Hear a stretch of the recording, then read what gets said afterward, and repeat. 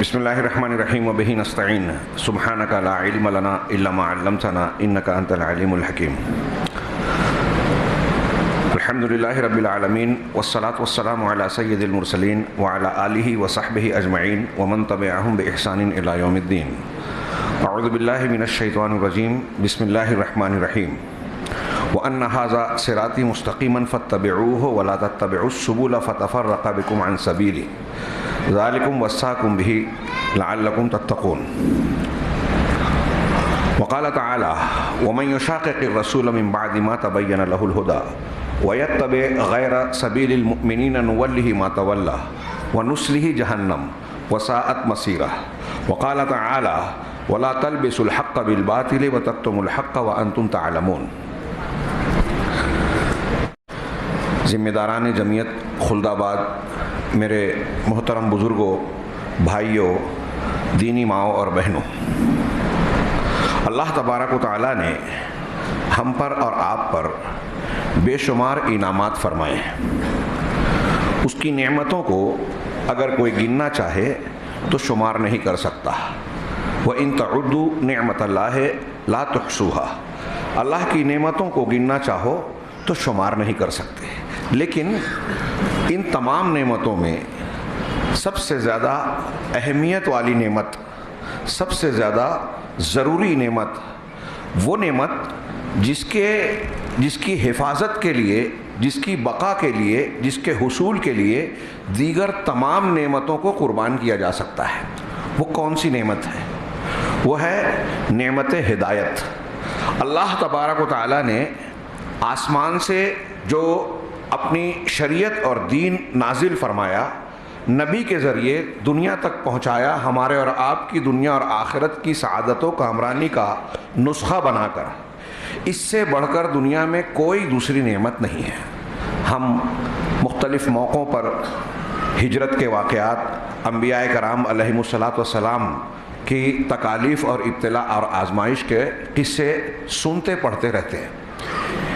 انہیں یہ دقتیں، پریشانیاں، مخالفتیں کیوں پیش آئی؟ دین حق کو اختیار کرنے اور اس پر قائم رہنے کی وجہ سے. اس کی دعوت و تبلیغ کی بنیاد پر لوگوں نے ان کی مخالفت کی.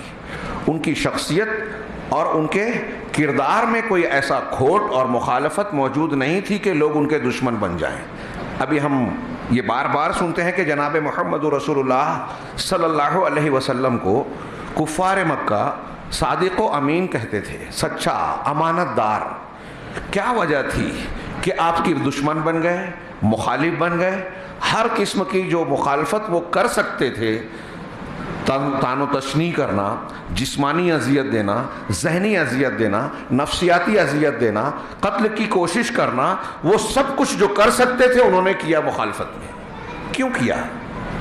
کیا اس لیے کہ نبی کریم صلی اللہ علیہ وسلم ان کے کاروبار، تجارت، لین دین، معاشرتی اور زندگی کے کسی معاملے میں رکاوٹیں پیدا کرتے تھے، ان کے لیے مصیبتیں کھڑی کرتے تھے، الجھنیں پیدا کرتے تھے؟ جی نہیں. ان کا اور نبی کریم صلی اللہ علیہ وسلم کا بنیادی اختلاف یہی دین تھا. آپ کو پیشکش بھی کی کہ آپ چاہیں تو ہم اپنا سردار بنا لیں، آپ چاہیں تو عرب کی انتہائی حسین و جمیل لڑکی جس سے آپ کہیں آپ کا نکاح کر دیں، شادی کر دیں، آپ جو مطالبہ کریں ہم تیار ہیں، لیکن آپ اپنے دین کی دعوت کو روک دیں، جس سے ہمارے دین کی تغلیط ہوتی ہے، اس کا رد ہوتا ہے. ہم اور آپ اللہ کے نبی جناب محمد رسول اللہ صلی اللہ علیہ وسلم کا جواب جانتے ہیں کہ اگر تم میرے ایک ہاتھ میں سورج اور ایک ہاتھ میں چاند لا کر رکھ دو تب بھی میں اپنی دعوت سے سر منہ انحراف نہیں کر سکتا، پیچھے نہیں ہٹ سکتا. غور کیجئے، جھگڑا سارا دعوت کا تھا. پھر آپ نے ساری اذیتیں جھیلی، تکلیفیں برداشت کی، آپ اور پھر آپ پر ایمان لانے والے صحابہ کرام، یہاں تک کہ آپ کو اپنا وطن، گھر بار، رشتہ و پیوند چھوڑ کر ہجرت کرنا پڑی، سب کچھ چھوڑ دینا پڑا. یہ کوئی چھوٹا عمل نہیں ہے.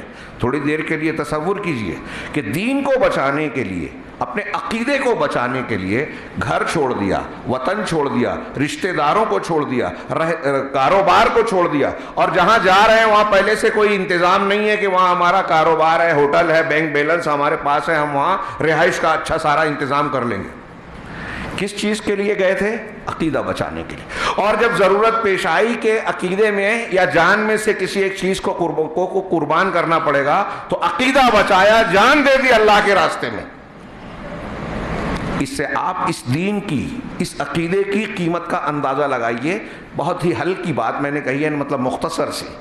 اس پر جتنی گفتگو کریں، غور کریں، تو آپ کو یہ محسوس ہوگا کہ اس کائنات میں سب سے بڑی نعمت اللہ تبارک و تعالیٰ کی جو ہے ہم پر، وہ ہے ایمان، عمل صالح، صحیح عقیدہ اور صحیح منہج.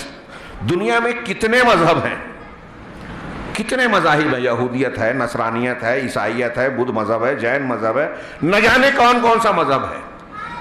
یہ سارے کے سارے ظلمات ہیں، تاریکیاں ہیں، اندھیرے ہیں، گمراہیاں ہیں. اگر آدمی ان مذاہب پر قائم رہتا ہوا اس دنیا سے چلا گیا تو ہم اور آپ اچھی طرح جانتے ہیں کہ اس کے لیے ہمیشہ ہمیشہ کا عذاب ہوگا، انتہائی بھیانک عذاب، جہاں موت کو پکارے گا لیکن موت نہیں آئے گی. ایسے عذاب میں مبتلا ہونا یہ انسان کے لیے سب سے بڑا نقصان ہے. دنیا کا کوئی نقصان ہو جائے، دولت کم ملے، گھر چھن جائے اور جان چلی جائے تو وہ تو ویسے بھی جانی ہے. اسی لیے علامہ ابن قیم رحمہ اللہ اور دوسرے بہت سارے علماء کہتے ہیں کہ انسان کو زندہ رہنے کے لیے ہمارے اور آپ کی جو ضروریات ہیں، ہمارے یہاں کہتے ہیں کہ روٹی کپڑا مکان بنیادی ضرورت ہے. یہ ہوا جو سانس لینے کے لیے ضروری ہے، کھانا جو بھوک مٹانے کے لیے ضروری ہے، پانی جو ہمارے لیے زندگی کی کا قوام ہے، اس کے بغیر ہم زندہ نہیں رہ سکتے، کوئی جاندار زندہ نہیں رہ سکتا. ان تمام چیزوں کی اتنی شدید ضرورت ہے، لیکن ان تمام ضروریات سے بڑھ کر جس چیز کی ہم کو اور آپ کو ضرورت ہے وہ ہے ہدایت، دین صحیح. یہ بات میں نے مختلف خطبات اور دروس میں کہی ہے، اس کا اعادہ کر رہا ہوں خلد آباد کے اس اجلاس میں، تاکہ ہماری مائیں بہنیں بھی اسے سنیں کہ جو نعمت ہمیں ملی ہے ایمان کی شکل میں، صحیح عقیدے کی شکل میں، اس سے بڑی کوئی نعمت نہیں ہے. ساری کائنات کی نعمتوں کو اس کے لیے قربان کیا جا سکتا ہے، اسے کسی چیز کے لیے قربان نہیں کیا جا سکتا. تھوڑی دیر کے لیے سوچئے، ہمارے ایک استاذ نے یہ بات کہی تھی اور میں اس کو دہراتا رہا ہوں، بڑی اہم بات، کہ تھوڑی دیر کے لیے سوچئے کہ ہم اگر کسی عیسائی ماں باپ کے گھر پیدا ہوتے تو 3 خداؤں کو مانتے، تثلیث کے قائل ہوتے، اور اگر اسی پر مر جاتے تو ہمارا انجام کیا ہوتا؟ دائمی عذاب. ہم اگر کسی ہندو کے گھر میں پیدا ہوتے، جتنے کنکر اتنے شنکر کا عقیدہ رکھتے، اسلام، اہل اسلام، اللہ کے سچے رسول، اللہ کی سچی کتاب کا انکار کرتے، کفر کرتے، مخالفتیں کرتے، دوسرے کسی مذہب میں پیدا ہو جاتے، ان تمام سے بچا کر اللہ نے اپنے توحید والا دین ہم کو عطا کیا. کتنی خوش قسمتی ہے. دنیا میں اس سے خوش قسمت کوئی نہیں ہے جسے ہدایت مل گئی. چاہے آپ جھوپڑے میں رہتے ہو، دن میں 3 وقت کے بجائے ایک وقت کھانا کھاتے ہو، لیکن اگر نعمت اسلام آپ کو حاصل ہے اور آپ اس کی قدر پہچانتے ہیں تو آپ سب سے خوش قسمت ہیں. اور ایک شخص اگر وقت کا بادشاہ بن گیا، فرعون، نمرود، یا اس کے ہاتھ میں سارے اختیارات ہوں، پوری فوج ہو، جتھے ہوں اور نہ جانے کون کون سی نعمتیں ہوں، لیکن اگر وہ صراط مستقیم کی ہدایت سے محروم ہے، آخرت پر ایمان نہیں رکھتا، اللہ تبارک و تعالیٰ کی معرفت سے محروم ہے، تو دنیا کی سب سے لذیذ نعمت اور سب سے قیمتی دولت سے محروم ہے. وہ سب سے بڑا فقیر آدمی ہے، چاہے وقت کی بادشاہت کے تخت پر بیٹھا ہوا. اب ان مذاہب کے بیچ میں مسلمان ہونا ایک سب سے قیمتی بات. مسلمان ہونے میں اسلام کے کئی رنگ اور روپ آج ہمیں نظر آتے ہیں، اور یہ ایسا نہیں ہے کہ کوئی عجیب و غریب بات ہے. ہمارے پیغمبر جناب محمد رسول اللہ صلی اللہ علیہ وسلم نے اس کی خبر دے دی تھی کہ دین کے بھی ٹکڑے ٹکڑے ہوں گے. ان الذین فرقوا دینہم وکانوا شیعا لست منہم فی شیء. اس کی مذمت بھی رب العالمین نے بیان کی اپنے کلام پاک میں کہ جن لوگوں نے اپنے دین کو ٹکڑے ٹکڑے کر دیا، فرقوں میں بانٹ دیا اور وہ گروہوں میں بٹ گئے، آپ کا ان سے تعلق نہیں ہے. تو یہ بھی پتہ چلا، آپ نے بیان کیا کہ یہود و نصارہ 71-72 فرقوں میں بٹے، میری امت 73 فرقوں میں بٹے گی، سب کے سب جہنم میں جائیں گے. اب کوئی دائمی طور سے جائے، کوئی عارضی طور پہ جائے، سب جہنم میں جائیں گے. جس کا جیسا کفر کا، شرک کا، بدعت کا درجہ ہوگا اس اعتبار سے وہ جہنم میں جانے کا مستحق ہوگا. الا ملۃ واحدہ، سوائے ایک ملت کے. بعض روایتوں میں کہا کہ وہی الجماعہ، یہی الجماعت ہے. پوچھا گیا وہ کون ہے؟ کہا یہ وہ ہیں ہی ما علیہ ما انا علیہ و اصحابی. یہ وہ طبقہ، وہ گروہ ہے جو اس مسلک اور منہج کو اختیار کرتی ہے جس پر میں اور میرے صحابہ کرام ہیں. میں اور میرے صحابہ کرام. اللہ کے نبی صلی اللہ علیہ وسلم کا جو طریقہ ہے وہ سنت ہے، صحابہ کا جو طریقہ ہے وہ الجماعت ہے. اسی لیے آپ کے اور آپ کے صحابہ کے طریقے کو دین ماننے والے عقیدے میں، منہج میں، عبادات میں، معاملات میں، اخلاقیات میں، سارے امور دین میں جو لوگ اللہ کے نبی کے طریقے کو اختیار کرتے ہیں، صحابہ کے منہج کو اختیار کرتے ہیں، وہ اہل السنہ، اللہ کے رسول کے طریقے والے، والجماعہ صحابہ کے طریقے والے کہلاتے ہیں. اور انہی کو اہل الحدیث کہا جاتا ہے. یہ لقب ہے، پہچان کے لیے، نام نہیں ہے. جیسے کہ مسلم نام رکھا، حضرت ابراہیم علیہ السلام مسلم تھے لیکن اللہ نے ان کو مختلف نام القاب والے دیے کہ آپ حنیف تھے، شاکر تھے، قانت تھے. حنیف سارے معبودان باطل سے کٹ کر، مخلوق سے کٹ کر صرف اللہ کی طرف متوجہ، یہ صفت ہے ایک. بہرحال یہ جو مختلف فرقے پائے جاتے ہیں، نبی پاک صلی اللہ علیہ وسلم نے یہ بتایا تھا کہ میری امت میں گروہ بنیں گے، فرقے ہوں گے. جب آپ نے یہ کہا تو یہ ہونا ہی تھا اور ہم دیکھ رہے ہیں کہ ہوا ہے. اور ہر گروہ، ہر جماعت اپنے موقف اور منہج پر مگن ہے. کل حزب بما لدیہم فرحون. ہر جماعت اپنے مسلک اور موقف پر جو ہے خوش ہے، فرحاں اور شاداں ہیں کہ ہم حق پر ہیں، ہم صحیح ہیں. یہ کتنا بڑا دھوکہ ہے. نبی صلی اللہ علیہ وسلم فرما رہے ہیں کہ ایک صحیح ہے اور یہ لوگ کہہ رہے ہیں کہ سب صحیح ہیں. کوئی کہہ رہا ہے کہ 4 صحیح ہیں، کوئی کہہ رہا ہے کہ ان اختلافات اور مسائل میں نہ پڑو. ہاں، ہمارے درمیان جو متفق چیزیں ہیں اس کو اختیار کر لو، جو مختلف چیزیں ہیں اس کو چھوڑ دیجئے. اب ایک آدمی شرک کرے، ایک آدمی بدعات کا ارتکاب کرے، ایک آدمی کفریہ باتیں کرے، ایک آدمی قرآن حدیث کی صریح مخالف اعمال اور عقائد کو اختیار کرے، آپ خاموش رہیں. کیا یہ دین ہے؟ کیا یہ دین کا طریقہ ہے؟ اگر یہ دین ہے، دین کا طریقہ ہے، تو نبی کریم صلی اللہ علیہ وسلم کا یہ فرمانا کہ میری امت میں جو 73 فرقے ہوں گے سب جہنم میں جائیں گے، کیا یہ بیکار بات ہے؟ غیر ضروری بات ہے؟ آپ نے کیوں بیان کیا؟ آپ تنبیہ کر رہے ہیں، سمجھا رہے ہیں کہ لوگ ہوشیار رہیں. ہم اپنے آپ کو، اپنے بچوں کو، ہماری مائیں بہنیں اپنے آپ کو، اپنے بچوں کو جس طریقے سے دنیا کی باتیں سکھاتے ہیں، دنیا کے نقصانات سے بچانے کے لیے تعلیم دیتے ہیں، تربیت دیتے ہیں، بہت ساری چیزیں سکھاتے ہیں، اس سے بڑھ کر یہ سکھانے کی ضرورت ہے کہ ہم اپنے آپ کو اور اپنے بچوں کو ان گمراہ راستوں سے بچائیں، غلط مناہج سے بتائیں، غلط فکر اور انحرافات سے محفوظ بنائیں تاکہ وہ صراط مستقیم سے ہٹے نہیں. سب سے زیادہ ضروری یہ چیز ہے. یا ایھا الذین آمنوا قوا انفسکم واہلیکم نارا. اے ایمان والو، اپنے آپ کو اور اپنے اہل و عیال کو جہنم سے، آگ سے بچاؤ. وقودھا الناس والحجارہ، جس کا ایندھن انسان اور پتھر ہیں. اب ایمان والوں کو یہ کہا گیا. حضرت علی رضی اللہ تعالیٰ عنہ فرماتے ہیں کہ اپنے آپ کو اور اہل خانہ کو جہنم سے کیسے بچایا جائے گا؟ ان کی صحیح دینی تعلیم اور تربیت کے ذریعے، ان کو صحیح ادب سکھا کر. یہ ہماری ذمہ داری ہے. قیامت کے دن اللہ تعالی ہم سے پوچھے گا. لہٰذا اگر آپ اور ہم چاہتے ہیں، ایک ماں اپنے بچے کو کوئی تماچا غیر ضروری طور پر مار دے تو برداشت نہیں کرتی، کیا وہ ماں یہ برداشت کرے گی؟ سوچے، تصور کریں ہماری مائیں بہنیں، اور ہم اپنے بھائیوں اور محبوب لوگوں کے بارے میں سوچیں، اپنے بیٹے بیٹیوں کے بارے میں سوچیں کہ آپ پسند کرتے ہیں کہ آپ کے بچے کی ہڈی ٹوٹ جائے؟ ہاں، کسی دشمن کے ہاتھ لگے اور وہ اس کو ذبح کر دے، ہجومی تشدد میں مارا جائے، بے قصور جیل میں ڈالا جائے، اذیتوں سے دوچار ہو. دنیا کی ان تکلیفوں کو جو عارضی ہیں، ہلکی ہیں، اور یہاں کیسی بھی تکلیف آئے گزر جانا ہے، اس کو ہم برداشت نہیں کرتے کہ اپنے بیٹوں کو پہنچے اور اسے دیکھیں، جھیلیں. تو کیا ہمارے لیے یہ چیز قابل قبول ہونا چاہیے یا ہوگی کہ ہمارا بچہ، ہماری بچی، ہمارے بھائی، ہمارے رشتہ دار اس جہنم کے اندر جھونکے جائیں جس کا عذاب انتہائی ہولناک اور دردناک ہے، جس کے تذکرے سے نبی کریم صلی اللہ علیہ وسلم اور صحابہ کرام اشکبار ہو جاتے تھے.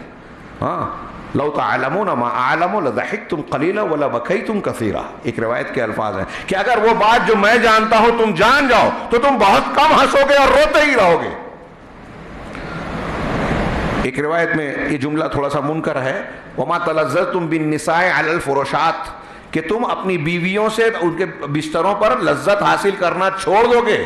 وتخرجون الی الصعودات، گھروں سے نکل کر میدان میں چلے جاؤ گے. تجأرون الی اللہ، اللہ تعالیٰ کے جناب میں گڑ گڑاتے رہو گے. سوچئے اگر وہ بات جان جاؤ جو اللہ کے رسول جان رہے ہیں، کون سی بات ہے کہ اللہ کا عذاب انتہائی شدید اور خطرناک ہے. اس سے بچانے والا نسخہ کیا ہے؟ یہ صراط مستقیم، اللہ کی ہدایت جو صحیح عقیدے کی بنیاد پر قائم ہوتی ہے، اور یہ صحیح عقیدہ صحیح اعمال کی عمارت تعمیر کرتا ہے، نیک اعمال کی تعمیر کرتا ہے عمارت. اس لیے سب سے زیادہ اس کی قدر پہچاننی چاہیے، اور ایک مسلمان بندے بندی کا فرض ہے کہ اپنے لیے، اپنے اہل و عیال کے لیے سب سے زیادہ جس چیز کی فکر کرے وہ یہ کہ صحیح دین سیکھیں اور کہیں اس سے انحراف نہ ہو.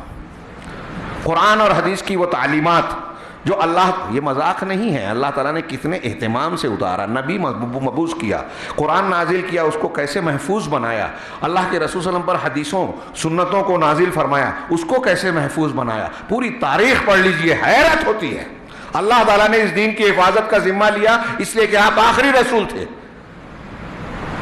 اور ان حفاظتوں کا بھی یہ تقاضا ہے کہ ہمارے اسلاف، صحابہ، تابعین، تبع تابعین، ان کے بعد ان کے شاگرد زندگیاں کھپا دی قرآن حدیث کو محفوظ بنانے کے لیے. اس کے مختلف علوم کو ایجاد کر کے خدمت کی، دین کی محفوظ بنایا، ایجاد کر کے اپنی طرف سے نہیں، قرآن و حدیث کی تعلیم کی روشنی میں. ہمارے پاس اتنی فرصت نہ ہو کہ ہم اس دین کی سچائی کو، حقائق کو جانیں. یہ دین حق ہے، دین برحق ہے. اللہ کے رسول صلی اللہ علیہ وسلم نے اسے پہنچا دیا لوگوں تک، اور یہ کہا، بیان کر دیا کہ میرے بعد اختلافات ہوں گے. ہاں، لوگوں میں کہ من یعش منکم بعدی فسیری اختلافا کثیرا، سنن کی بڑی مشہور حدیث ہے کہ میرے بعد جو زندہ رہے گا وہ بہت سارے اختلاف دیکھے گا. تو تم اللہ سے ڈرتے رہنا، ہاں، امیر کی سماعت کرتے رہنا. ہاں، اور جب اختلافات ہوں گے تو یہ نہیں کہا کہ فلاں مسلک اور فلاں بزرگ کے طور طریقے کو اختیار کر لینا، فلاں تنظیم سے جڑ جانا، فلاں جو ہے گروہ سے وابستہ ہو جانا، اس پیر صاحب کے ہاتھ پر بیعت کر لینا. نہیں، آپ نے کہا فعلیکم بسنتی وسنت الخلفاء الراشدین.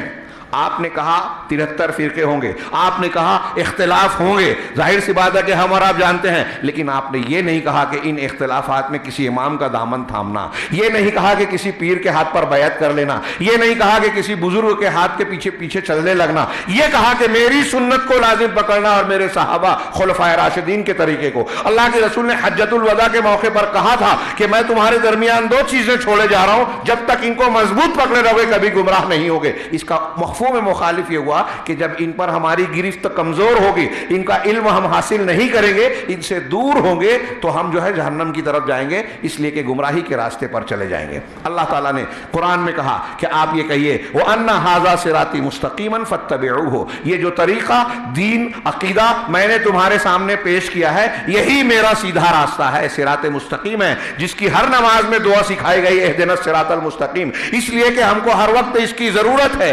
یہ بھی ہدایت اور صراط مستقیم کی اہمیت بتانے کے لیے صرف یہ ایک بات کافی ہے کہ اللہ تعالیٰ نے ہر روز کی، ہر نماز کی، ہر رکعت میں ہم کو یہ دعا سکھائی کہ ہمیں صراط مستقیم دکھا، اس پر چلا، اس پر قائم رکھ، اس کی توفیق دے. تینوں چاروں معنی اس میں شامل ہے.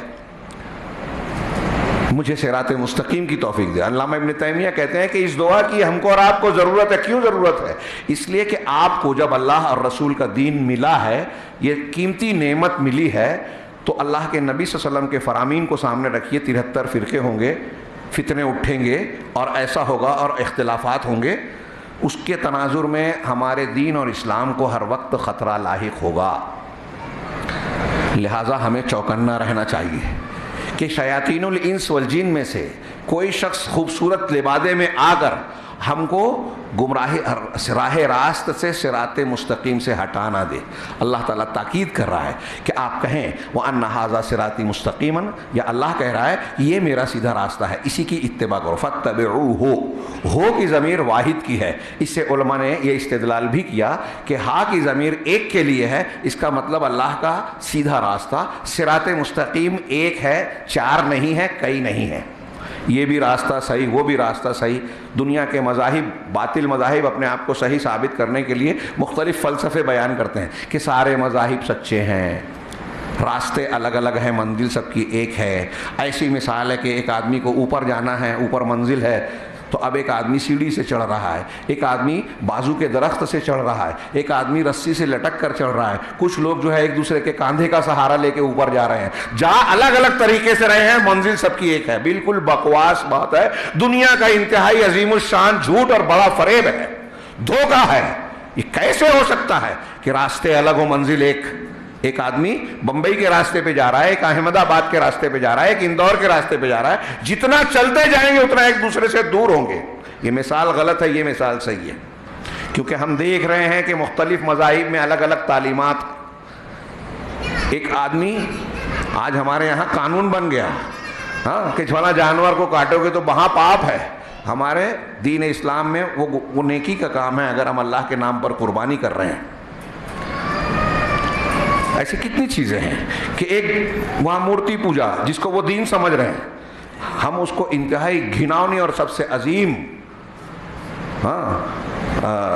عظیم گناہ مانتے ہیں، اللہ کی نافرمانی مانتے ہیں کہ اگر اس عمل پر کوئی آدمی بغیر توبہ کے مر گیا تو کبھی جہنم سے نکلنے کا حقدار نہیں ہوگا، جہنم کی آگ اس کی اس گندگی کو صاف نہیں کر پائے گی۔ دونوں صحیح ہوں گے؟ ایک ہی بات کو ایک مذہب کہتا ہے کہ یہ نیکی ہے، دوسرا کہتا ہے کہ یہ برائی ہے۔ اب یہی چیز ہمارے مسلکوں میں ہے۔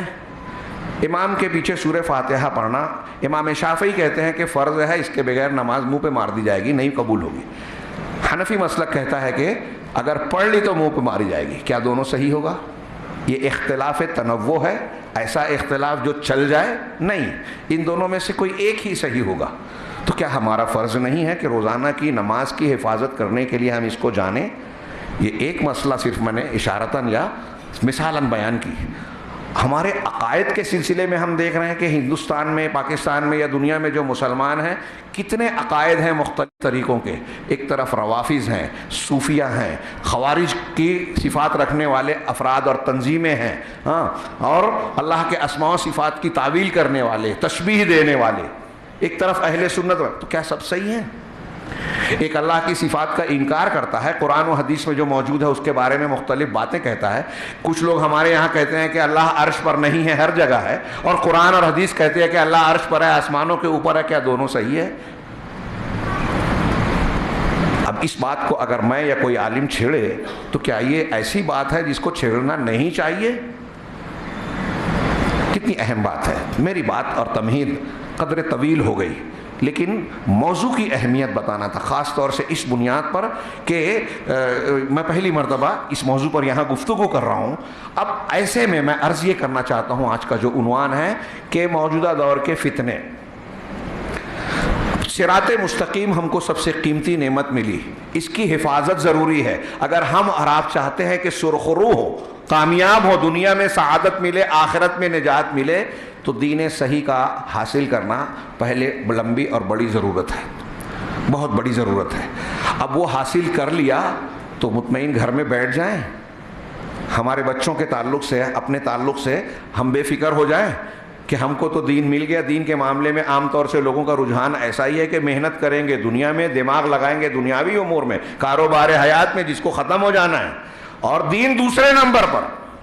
صحابہ کرام کی زندگیاں یہ تھی کہ دین پہلے نمبر پر تھا، دین کی بنیاد پر دنیا کو دیکھتے تھے، اگر دنیا آڑے آ رہی ہے تو قربان کر دیتے تھے۔ اور ہمارا معاملہ اس کے برعکس ہے کہ دنیا کا کام کریں گے، دنیا کے کام میں فائدے میں اگر دین آڑے آ رہا ہے تو نماز کو ٹال دو، فلاں اللہ کے رسول کی حدیث پر بعد میں عمل کر لیں گے، ابھی چھوڑ دو، دنیا کو ترجیح دیتے ہیں۔ یہ صراط مستقیم کی ناقدری ہے۔ تو ہر روز یہاں ہمارے لیے یہ خطرات ہیں ہمارے اپنے نفس کی طرف سے. وہاں انسانوں اور جنوں میں جو شیاطین راہ راست سے بھٹکانے اور بہکانے والے جو عناصر پائے جاتے ہیں وہ بھی پوری دنیا میں جا بجا پھیلے ہوئے ہیں. اور جدید دور کے جو اسباب اور آلات ایجاد ہو گئے ہیں اس کی بنیاد پر تو یہ خطرہ انتہائی سنگین اور شدید ہو گیا ہے. کل تک جو چیزیں ہمارے گھر نہیں پہنچتی تھی، ہمارے بال بچے اور ہماری مائیں بہنیں جس سے دور دور تک واقف نہیں تھے، آج وہ ہمارے گھروں کے اندر بیڈ روم میں داخل ہوئی ہے، ٹی وی کے ذریعے سے، موبائل کے ذریعے سے. نیٹ پر آپ کوئی دوسری چیز دیکھنے جا رہے ہیں اور آتی ہے گندی اور ایسی چیزیں جو اسلام اور دین سے انسان کو منحرف کر دے. ایسے میں یہ عرض کرنا چاہتا ہوں کہ اس قیمتی نعمت کی حفاظت کتنی ضروری ہے، خاص طور سے ایسے تناظر میں کہ اللہ کے نبی صلی اللہ علیہ وسلم نے یہ ارشاد فرمایا کہ بہت سارے فتنے پیدا ہوں گے. فتنے، موجودہ دور کے فتنے. فتنے سے مراد جو ہم یہ بحث کر رہے ہیں کس معنی میں کر رہے ہیں، وہ مراد ہے علامہ ابن حجر العسقلانی نے ان کتاب الفتن وغیرہ کے ضمن میں فتنے کا جو معنی بتایا کہ وہ امور اور وہ چیزیں جو انسان کے دینی امر کو متاثر کریں، دین کو متزلزل کریں، دین پر ضرب لگائیں، ایسی چیز انسان کے لیے فتنہ ہے. فتنے کا ایک معنی امتحان ہے. دنیا دار الامتحان ہے. اللہ تبارک و تعالیٰ نے جب ہم کو نعمت دی نا قرآن حدیث کی، صراط مستقیم کی، تو دے کر یہ بات نہیں ہوئی. قرآن نے کہا افحسبتم، کیا ہے، احسب الناس، کیا ہے، کیا لوگ یہ سمجھتے ہیں کہ صرف یہ کہہ لیں گے کہ آمنا، ہم ایمان لے آئے تو بس چھوڑ دیا جائے گا. آپ اور ہم نے کہا ہم مسلمان ہیں، ہم قرآن و حدیث کو ماننے والے ہیں، بس جنت مل جائے گی؟ نہیں. اللہ تبارک و تعالیٰ آزمائشوں کی کسوٹی پر رکھے گا. فتنے اور مشقتیں ہم پر آئے گی اور وہاں یہ پتہ چلے گا کہ ایمان لانے والا سچا کون ہے، جھوٹا کون ہے. یہ قرآن نے متعدد مقامات پر بیان کیا. تو یہ امتحان گاہ ہے. اب اس امتحان کو اللہ تبارک و تعالیٰ نے مکمل کرنے کے لیے ہمارے صراط مستقیم کے سامنے بہت سارے ایسے راستے، افکار، مذاہب، بدعقیدگیاں، برے اعمال، اور وہ بدعقیدگی ہے، برے اعمال ہیں، لیکن خوشنما انداز میں ہمارے سامنے آتے ہیں، اور یہی فتنہ ہے. لفظ فتنہ موقع نہیں ہے، قرآن میں کم و بیش 10 معنی میں استعمال ہوا. ایک میں نے بتایا امتحان. فتنے کا ایک معنی معذرت کے معنی بھی ہے، ہاں، کہ قیامت کے دن ان کا فتنہ یعنی ان کی معذرت صرف یہ ہوگی کہ کہیں گے کہ ہم نے شرک نہیں کیا، مشرکین کہیں گے. اسی طریقے سے فتنے کا ایک معنی عذاب کے ہوتا ہے، مصیبت کے ہوتا ہے. ایسے کم و بیش 10 معنی ہے. ہم جس فتنے کی بات کر رہے ہیں وہ امور جو ہمارے ایمان کے لیے خطرہ بنتے ہیں، ایمان کو متاثر کرتے ہیں. اللہ کے نبی جناب محمد رسول اللہ صلی اللہ علیہ وسلم نے ان فتنوں سے ہم کو بہت شدت کے ساتھ آگاہ کیا. آپ اپنے زمانے میں ایک کوٹھی پر چڑھے، بخاری مسلم کی حدیثوں میں ہے، اور کہا انی لا ارا الفتنہ، کا خلال بیوتکم، کہ جس طرح بارش کے قطرات برستے ہیں نا ویسے فتنے اترتے ہیں، اور میں فتنوں کو تمہارے گھروں کے درمیان دیکھ رہا ہوں. نبی کریم صلی اللہ علیہ وسلم نے اپنے زمانے میں عہد مبارک میں کہا کہ گھروں میں فتنے دیکھ رہا ہوں. کیا مقصود تھا؟ کہ اپنے گھروں کی حفاظت کریں، توجہ دیں. اس زمانے میں یہ جب بات کہی تو آج تو ہمارے گھروں میں موبائل، ٹی وی چینلز اور نہ جانے کیا کیا گھسا ہوا ہے جو ہمارے بچوں کے اخلاق اور عقائد پر اثر انداز ہوتا ہے اور ہو رہا ہے.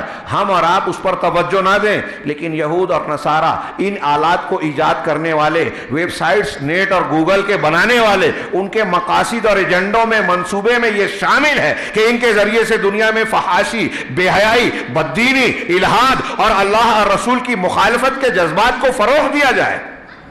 اور اس طریقے سے جب وہ اپنے دین سے منحرف ہو جائیں گے، حق سے دور ہو جائیں گے، تو ہمارے لیے کوئی ضرر رسا نہیں رہ جائیں گے، کوئی خطرہ نہیں رہ جائیں گے. ہماری تہذیب و ثقافت کو قبول کرنے پر مجبور ہوں گے، ہمارے گاہک بنیں گے، ہماری تہذیب و ثقافت کی خوشہ چینی اور نقالی کریں گے، لہذا ہمارا سامان خریدیں گے، ہمارے پیچھے پیچھے چلیں گے.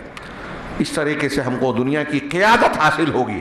یہ ان کے طرف سے فتنوں کو بڑھاوا دینے کے لیے ہمارا ہر جمعہ کو کئی ہفتوں سے مالیگاؤں میں شبہات کے فتنے کا پروگرام ہو رہا ہے. اس میں اب تک جو کچھ باتیں پیش کی گئی ہیں وہ ابھی نامکمل ہے، لیکن ایسے پہلو کے سامعین میں سے کئی لوگوں نے اس بات کا اظہار کیا کہ ہم نے ان امور پر توجہ ہی نہیں دی تھی. کیسے کیسے راستے سے آج دشمنان دین ہمارے اور آپ کے، ہمارے بچوں اور گھر والوں کے دین اور عقیدے پر ضرب لگانے کی کوشش کرتے ہیں. باہر کے لوگ بھی اس کا عمل میں اور منصوبے میں لگے ہیں، اور ہمارے درمیان کے لوگوں کو اس کے لیے استعمال کرتے ہیں. ہم پہچانے نہیں، یہ الگ بات ہے. تو اللہ کے نبی صلی اللہ علیہ وسلم نے فتنوں سے مختلف حدیثوں میں ہم کو آگاہ کیا. مسلم شریف کی ایک حدیث ہے، بادروا بالاعمال، ہاں، کہ نیک اعمال کرنے میں جلدی کرو، ہاں، ورنہ تم پر ایسے فتنے آئیں گے جو رات کی تاریکی کی طرح ہیں کہ ہر بات کا لمحہ پہلے سے زیادہ اندھیرے والا ہوگا. اس کا مطلب ایک جملے میں یہ بیان کروں کہ فتنے ایک یکے بعد دیگرے آتے جائیں گے، اور ہر بعد والا فتنہ پہلے والے سے کمزور ہوگا، زیادہ مضبوط اور گھنا ہوگا. اللہ کے نبی صلی اللہ علیہ وسلم کی ایک دوسری حدیث میں ہے کہ ہر زمانہ اپنے بعد والے زمانے سے بہتر ہوگا، یا بعد والا اس سے پہلے کے در سے زیادہ خراب اور برا ہوگا، شر اور فساد میں زیادہ بڑھا ہوا ہوگا. کہیں کوئی استثناء آئے گا، یہ الگ بات ہے. تو ہر زمانہ اللہ کے رسول صلی اللہ علیہ وسلم نے فتنوں کے ایک کے بعد ایک آنے کی تشبیہ دیتے ہوئے بیان فرمایا ایک حدیث میں کہ جیسے کوئی ہار ہوتا ہے اور وہ ٹوٹ جائے، ہار کی لڑی ٹوٹ جائے، تو ہار میں جو نگینے پیروئے ہوئے ہوتے ہیں، نگ اور نگینے، وہ ایک کے بعد ایک گرنا شروع ہو جاتے ہیں، یکے بعد دیگرے. ایسے ہی فتنوں کا تسلسل ہوگا، یکے بعد دیگرے فتنے آتے رہیں گے. چنانچہ نبی کریم صلی اللہ علیہ وسلم نے ہم کو اور آپ کو مختلف حدیثوں کے ذریعے سے یہ بتایا کہ فتنے آتے رہیں گے. اس کی انواع، شکلیں الگ الگ ہوگی، ہاں، الگ الگ شکلیں ہوں گی، لیکن یہ فتنے آئیں گے، اس کی قسمیں الگ الگ ہوں گی، اور ان کا ظہور، ان فتنوں کا ظاہر ہونا، یہ قیامت صغریٰ، قیامت کی علامات صغریٰ میں شامل ہے. ایک بڑی بڑی علامتیں جو آخر میں، یہ دجال کا ظہور، حضرت عیسیٰ کا نزول، سورج کا مغرب سے طلوع ہونا، یہ علامات کبریٰ کہلاتی ہیں. یہ علامات صغریٰ میں سے ان چیزوں کا ذکر کیا فتنوں کا، اور یہ بتایا کہ یہ بہت عظیم فتنے آئیں گے جس میں حق باطل سے اور باطل حق سے خلط ملط ہو جائے گا. ایک بات میں نے متعدد مقامات اور دروس و خطب میں بیان کی. علامہ ابن تیمیہ رحمہ اللہ نے تفصیل سے بڑی بات، ایک اچھی بات کہی. ہمارے یہاں فتنوں سے متاثر ہونے کے ایک کچھ اسباب ہوتے ہیں کہ اگر کوئی باطل مذہب، فکر، مسلک، تنظیم ہمارے سامنے آتی ہے تو ہم متاثر ہوتے ہیں ان کی کچھ اچھائیوں کو دیکھ کر. علامہ ابن تیمیہ رحمہ اللہ نے بڑا اچھا نقطہ یہ گانٹ باندھ کر دماغ میں باندھ لیں کہ دنیا میں جتنے بھی باطل مذہب ہیں، مسلک، غلط مسلک ہیں، کوئی مذہب اور کوئی مسلک آپ کو ایسا نہیں ملے گا جن کے یہاں کچھ خوبیاں نہ ہو، کچھ اچھائیاں نہ ہو. اگر خوبیاں نہیں ہوگی، اچھائیاں نہیں ہوگی، اور وہ اپنے باطل کو خوبصورت قالب میں، اچھے روپ میں پیش نہیں کریں گے تو دنیا کے لوگ اسے قبول نہیں کریں گے. اس لیے باطل کو رواج دینے کے لیے ضروری ہوتا ہے کہ اس کو اچھا غلاف پہنایا جائے. شوگر کوٹڈ کڑوی دوا کو کیا جاتا ہے جس طرح، خوشنما بنایا جاتا ہے. قرآن نے شیطانی عمل کو جا بجا بتایا کہ زین لہم الشیطان اعمالہم، شیطان نے ان کے اعمال کو مزین کیا، خوبصورت اور خوشنما بنایا. تو جو ان کے برے عمل ہے شیطان اس کو خوبصورت بناتا ہے. جیسے ہم لوگ بھی، بہت سارے لوگ اپنے سماج اور معاشرے میں دیکھتے ہیں نا، ایک آدمی کھلے طور سے کوئی گناہ کا کام کر رہا ہے، اپنے بھائی کا، اپنے بہن کا حصہ نہیں دے رہا ہے مثال کے طور پہ. اب جب جا کے آپ اسے سمجھانے کی کوشش کریں گے تو وہ ایسی تقریر کرے گا، ایسے بیانات دے گا، ایسے واقعات اور حالات بیان کرے گا جس سے یہ ثابت کرنے کی کوشش کرے گا کہ یہ میرا ہی حق ہے، میں قرآن حدیث سے کوئی غلط کام نہیں کر رہا ہوں. غلط کرنے والا بھی اپنے آپ کو غلط کہتا ہے. اب تعویل کر رہا ہے. تو دنیا میں ابلیس نے اللہ کا حکم ماننے سے انکار کیا، تعویل کی. شیطان نے تعویل کی. جتنے دنیا میں شرک کیے جاتے ہیں، کفر کیے جاتے ہیں، اور اللہ تبارک و تعالیٰ اور رسول کے احکامات کی نافرمانی کی جاتی ہے، سب کوئی نہ کوئی عذر بیان کرتے ہیں. آج ہمارے یہاں اسی بنیاد پر یورپ اور مغربی معاشرہ تعویلات کی بنیاد پر، نفسیاتی اور فلانی ضروریات کی بنیاد پر مجرمین کو مظلوم بنا کر پیش کرتا ہے کہ فلاں خاتون کئی مردوں سے تعلق رکھتی تھی تو اس کی وجہ یہ تھی کہ وہ بیچاری بہت محروم تھی، مظلوم تھی، تو جو گنہگار فاسق و فاجر لوگ ہیں ان کو مجبور بنا کر پہ چور اور ڈاکہ ڈالنے والے کو بتایا جاتا ہے کہ ان کو چوری اور ڈکیتی پر مجبور کیا گیا. اس کے مقابل مسلمانوں میں کوئی نیک مسلمان ہوگا تو اس پر جھوٹا الزام لگا کر 20 سال جیل میں ڈال دیں گے. یہ تضادات آپ کو نظر آئیں گے.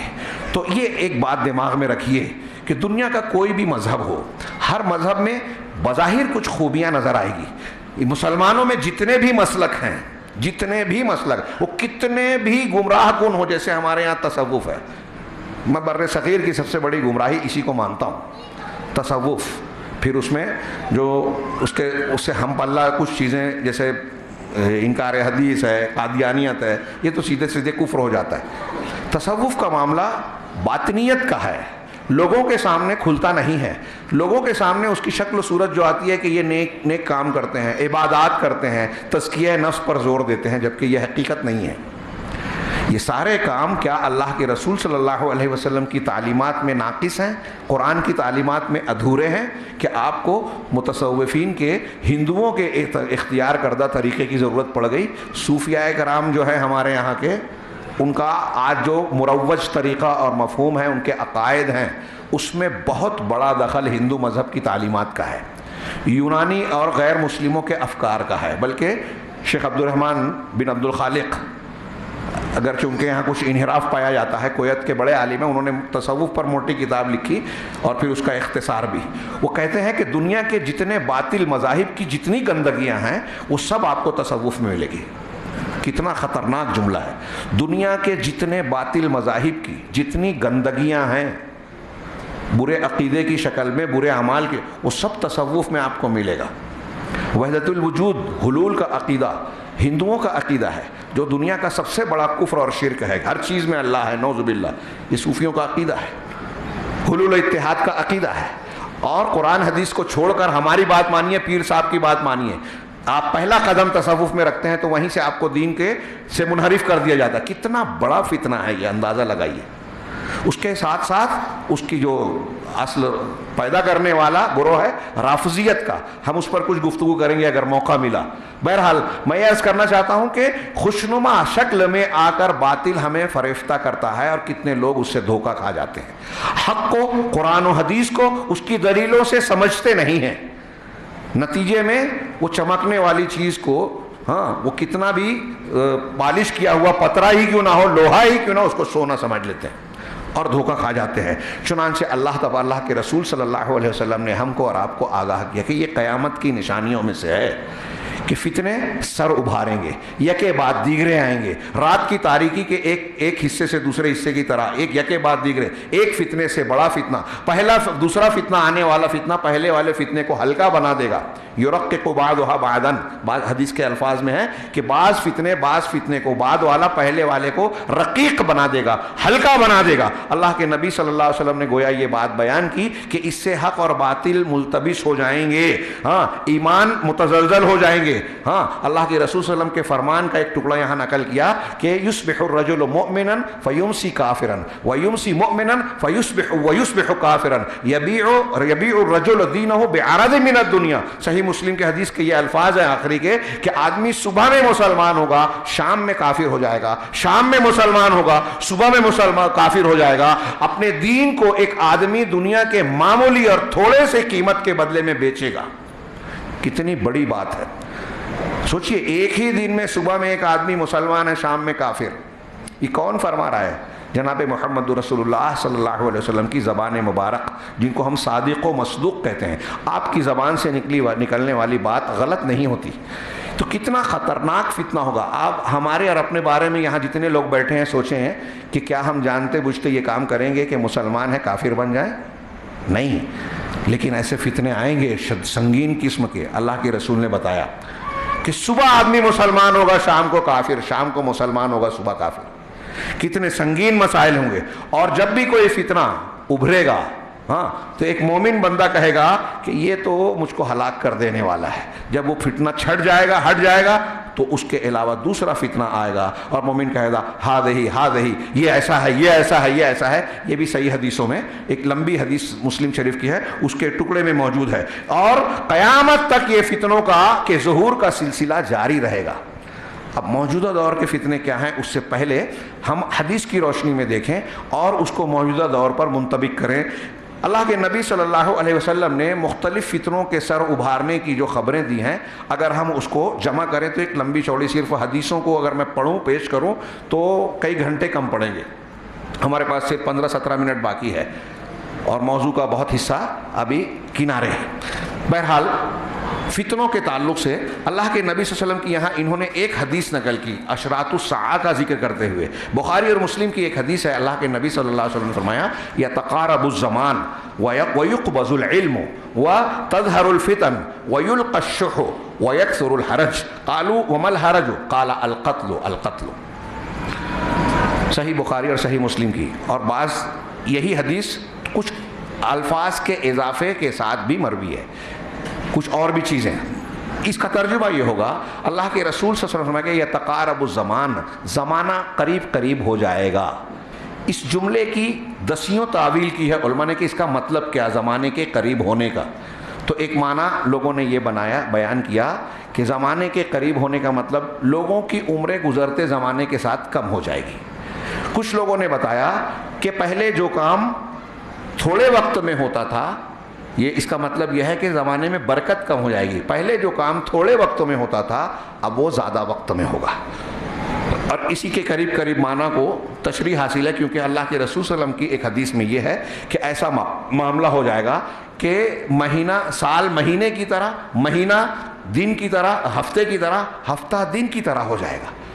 تو گویا زمانے کی برکت، کاموں کے وقت کی نوعیت کم ہو جائے گی۔ آپ کئی طریقے سے یہ چیز دیکھ سکتے ہیں۔ ماضی میں ہمارے علماء سلف نے اپنی زندگی میں جتنی کتابیں لکھی ہیں، ہم اپنی زندگی میں اتنی پڑھتے نہیں ہیں۔ علامہ ابن عساکر میں صرف ایک مثال دوں، علامہ ابن عساکر نے تاریخ ابن عساکر جو لکھی ہے 80 بڑی بڑی جلدوں میں لکھی ہے۔ کچھ دنوں پہلے خبر تھی کہ سعودی عرب میں وہ چھپ رہی تھی، 40 جلدوں تک پہنچے تھے، پوری چھپ نہیں سکی تھی۔ ہم لوگ 80 جلد آج کوئی پڑھے گا، ایک جلد موٹی کتاب۔ اب لوگوں کو کتاب سے دوری ہو گئی ہے، موبائل میں لگے رہتے ہیں اور وہ بھی الٹی سیدھی چیزوں میں۔ تو انہوں نے اتنا لکھا، اتنا پڑھا، اتنے کام کیے، عمریں کھپ جاتی ہے، ہم اس کا عشر اشیر کام نہیں کر پاتے۔ ایک معنی یہ بیان کیا۔ شیخ ابن باز نے ایک اور بڑا لطیف معنی بیان کیا، علامہ ابن باز نے، شیخ تویجری اور دوسرے عرب علماء نے اس کی تائید کی ہے کہ یہ معنی اس حدیث میں ہو سکتا ہے۔ وہ یہ کہ جو اللہ تبارک اس حدیث میں جو بات بیان کی، زمانہ قریب قریب ہو جائے گا، تو اس کی وجہ یہ ہے کہ مسافتیں سمٹ جائے گی۔ جدید دور میں جو ہوائی جہاز، تیز رفتار راکٹ اور نہ جانے کون کون سے آلات ایجاد ہو گئے ہیں، اس کی بنیاد پر کل تک جو مسافتیں مہینوں میں طے کرتے تھے، جو سفر آدمی مہینے بھر کرتا تھا، وہ چند گھنٹوں میں کر لیتا ہے۔ تو گویا دوریاں سمٹ گئی اور یہ قربتیں بڑھ گئی۔ آج کہا جاتا ہے کہ دنیا گلوبل ویلیج بن گئی ہے، ایک گلوبل دیہات بن گئی ہے۔ آپ یہاں کوئی بات کہیں، پل میں جو ہے وہ دنیا کے گوشے گوشے میں پھیل سکتی ہے۔ یہ موبائل کے ذریعے سے آپ دنیا کے کسی بھی خطے میں چاہیں بیٹھے بیٹھے فوراً رابطہ قائم کر سکتے ہیں۔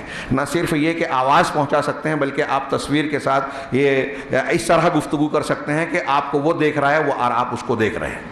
انٹرنیٹ اور نہ جانے کیا کیا آلات ہیں۔ تو انہوں نے کہا کہ یہ معنی بھی اس میں شامل ہو سکتا ہے کہ زمانہ قریب ہو جائے گا۔ یتقارب الزمان ویقبض العلم، اور علم کو قبض کر لیا جائے گا، علم کو قبض کر لیا جائے گا، اٹھا لیا جائے گا۔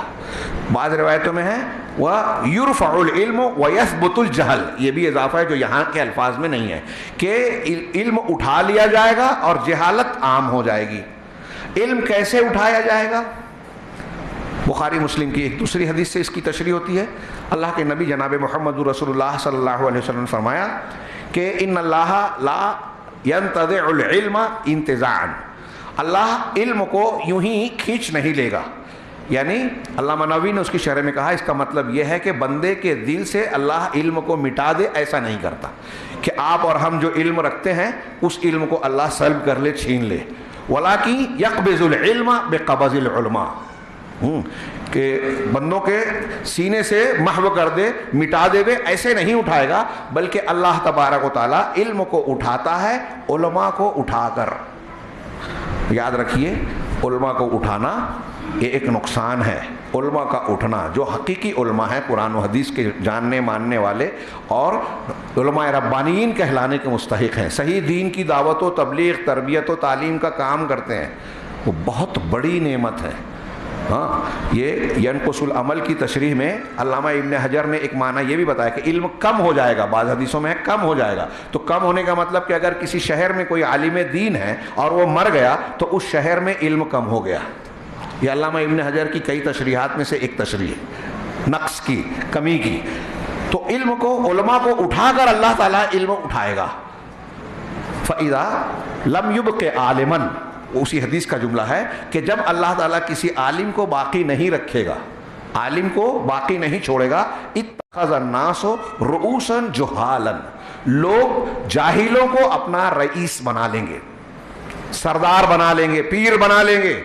قرآن حدیث جانتا نہیں ہے، قرآن حدیث جاننے کی کوشش بھی نہیں کرتا، اور آدمی اس کی پیروی کر رہا ہے، اس کے ہاتھ پر بیعت کر رہا ہے۔ یہ کتنا بڑا فتنہ ہے۔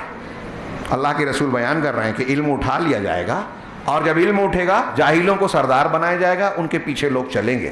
ہاں، اتخذ الناس رؤوسا فسئلوا، ان سے سوال کیا جائے گا، فافتوا بغیر علم، تو وہ بغیر علم کے فتویٰ دیں گے، فضلوا واضلوا، خود بھی گمراہ ہوں گے اور لوگوں کو بھی گمراہ کریں گے، خود بھی گمراہ ہوں گے اور لوگوں کو بھی گمراہ کریں گے۔ کتنی بڑی بات۔ یہاں کون سا علم مراد ہے؟ یہاں علم سے علم دین مراد ہے، کہ علم دین کے جاننے، علم دین کو اللہ تعالیٰ اس طرح اٹھائے گا، علماء کو اٹھا کر۔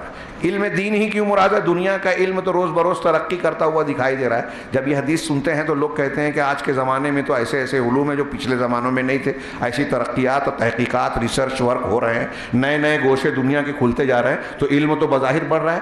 یہ دنیاوی علوم کی بات نہیں ہے، اس کی دلیل یہ ہے کہ اس حدیث کا آخری ٹکڑا ہے کہ وہ سوال کیا جائے گا تو وہ بغیر علم کے فتویٰ دیں گے اور خود گمراہ ہوں گے دوسروں کو۔ یہ کون سے علم کا اور کون سے فتوے کی بات ہے؟ ظاہر سی بات ہے کہ دین کے علم کی بات ہے۔ دین کا علم جس کو نہیں ہے وہ فتویٰ دے گا، جو قرآن حدیث کو جانتا نہیں ہے۔ آج ہمارے ارد گرد میں کتنے ہیں، کلپس چل رہی ہیں، پروگرام ہو رہے ہیں، جو عالم نہیں ہے، جو افتاء کے درجے پر فائز نہیں ہے، وہ فتویٰ دے رہا ہے دھڑلے سے، ادھر ادھر سے پڑھ کر، ادھر ادھر سے نکال کر، گوگل پر ایک سرچ کرتا ہے ایک نوجوان اور سمجھتا ہے کہ میں نے حدیث پڑھ لی، اب اس مسئلے میں میں اتھارٹی ہو گیا، میں فیصلہ کن بات کر سکتا ہوں۔ انتہائی جہالت ہے یہ۔ صحابہ کرام، میں نے کل کے درس میں مالیگاؤں میں بیان کیا، کچھ مثالیں دی، عبداللہ ابن مسعود، حضرت امام شابر رحمہم اللہ اور حضرت عبداللہ ابن مسعود رضی اللہ عنہ، ان کے اقوال اور اعمال بیان کیے، اور دوسرے لوگوں کے، کہ وہ کہتے ہیں کہ ہم سے اگر کوئی حلال حرام کا مسئلہ پوچھا جاتا ہے تو ہمارے رونگٹے کھڑے ہو جاتے ہیں۔ وہ علم والے تھے، ڈرتے تھے کہ اگر ہم غلط مسئلہ بتائیں گے تو اللہ کا غلط دین بتا رہے ہیں، اللہ ہم سے پوچھے گا، پکڑ کرے گا۔ ہم مکلف ہو گئے، میں نمائندگی کر رہا ہوں، جب یہ کہہ رہا ہوں کہ دین میں یہ حلال ہے، یہ حرام ہے، یہ صحیح ہے، یہ غلط ہے، یہ جائز ہے، ناجائز ہے، تو اللہ کے دین کی نمائندگی کر رہا ہوں۔ چھوٹی موٹی بات نہیں ہے، کھیل کود نہیں ہے، تماشا نہیں ہے۔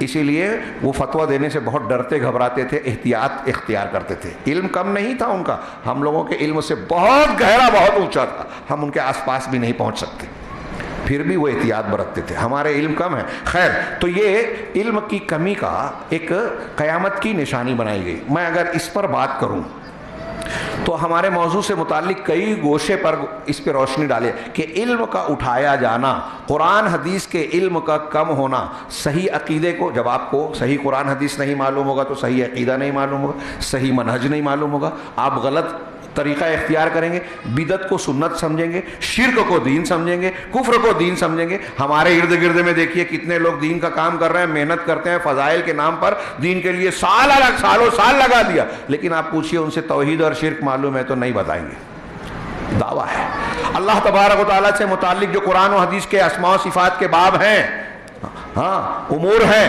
آپ پوچھئے لوگوں سے, جیسا کہ میں نے کہا کل کے درس میں کہ وہ کہتے ہیں اگر آپ ہندوستان میں بہت سارے لوگوں سے پوچھیں کہ اللہ کہاں ہے تو کہیں گے ہر جگہ ہے. وہی صوفیوں کا اور ہندوؤں کا عقیدہ. یہ جواب صحیح نہیں ہے. صحیح جواب یہ ہے کہ اللہ اپنی ذات کے ساتھ عرش پر مستوی ہے, ہاں, اور علم اور قدرت کے ساتھ ہر جگہ ہے.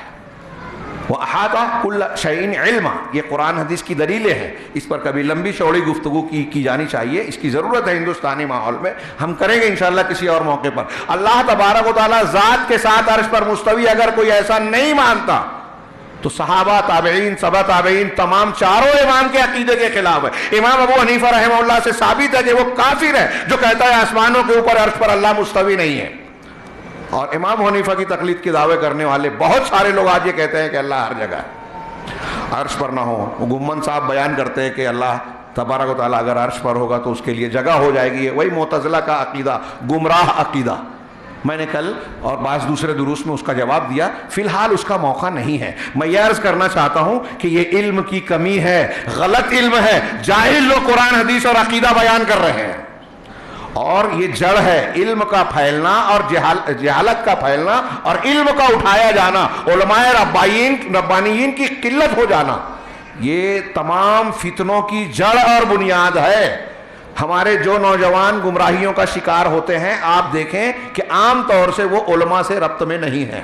جو گرفتار ہو کر بے گناہ ہوتے ہوئے بھی جیلوں میں بند ہیں, ان میں ایک بڑی تعداد ایسی ہی ملے گی جو اہل علم اور ذمہ داران دینی سوجھ بوجھ رکھنے والوں سے جڑے ہوئے نہیں ہیں. اپنے طور سے فیصلہ کرتے ہیں, جذباتیت کو اختیار کرتے ہیں. نتیجے میں ان کے اندر خارجی افکار آ گئے, ان کے اندر ایسی چیزیں آ گئی جو دین اور اسلام کی تعلیمات کے مطابق نہیں ہیں.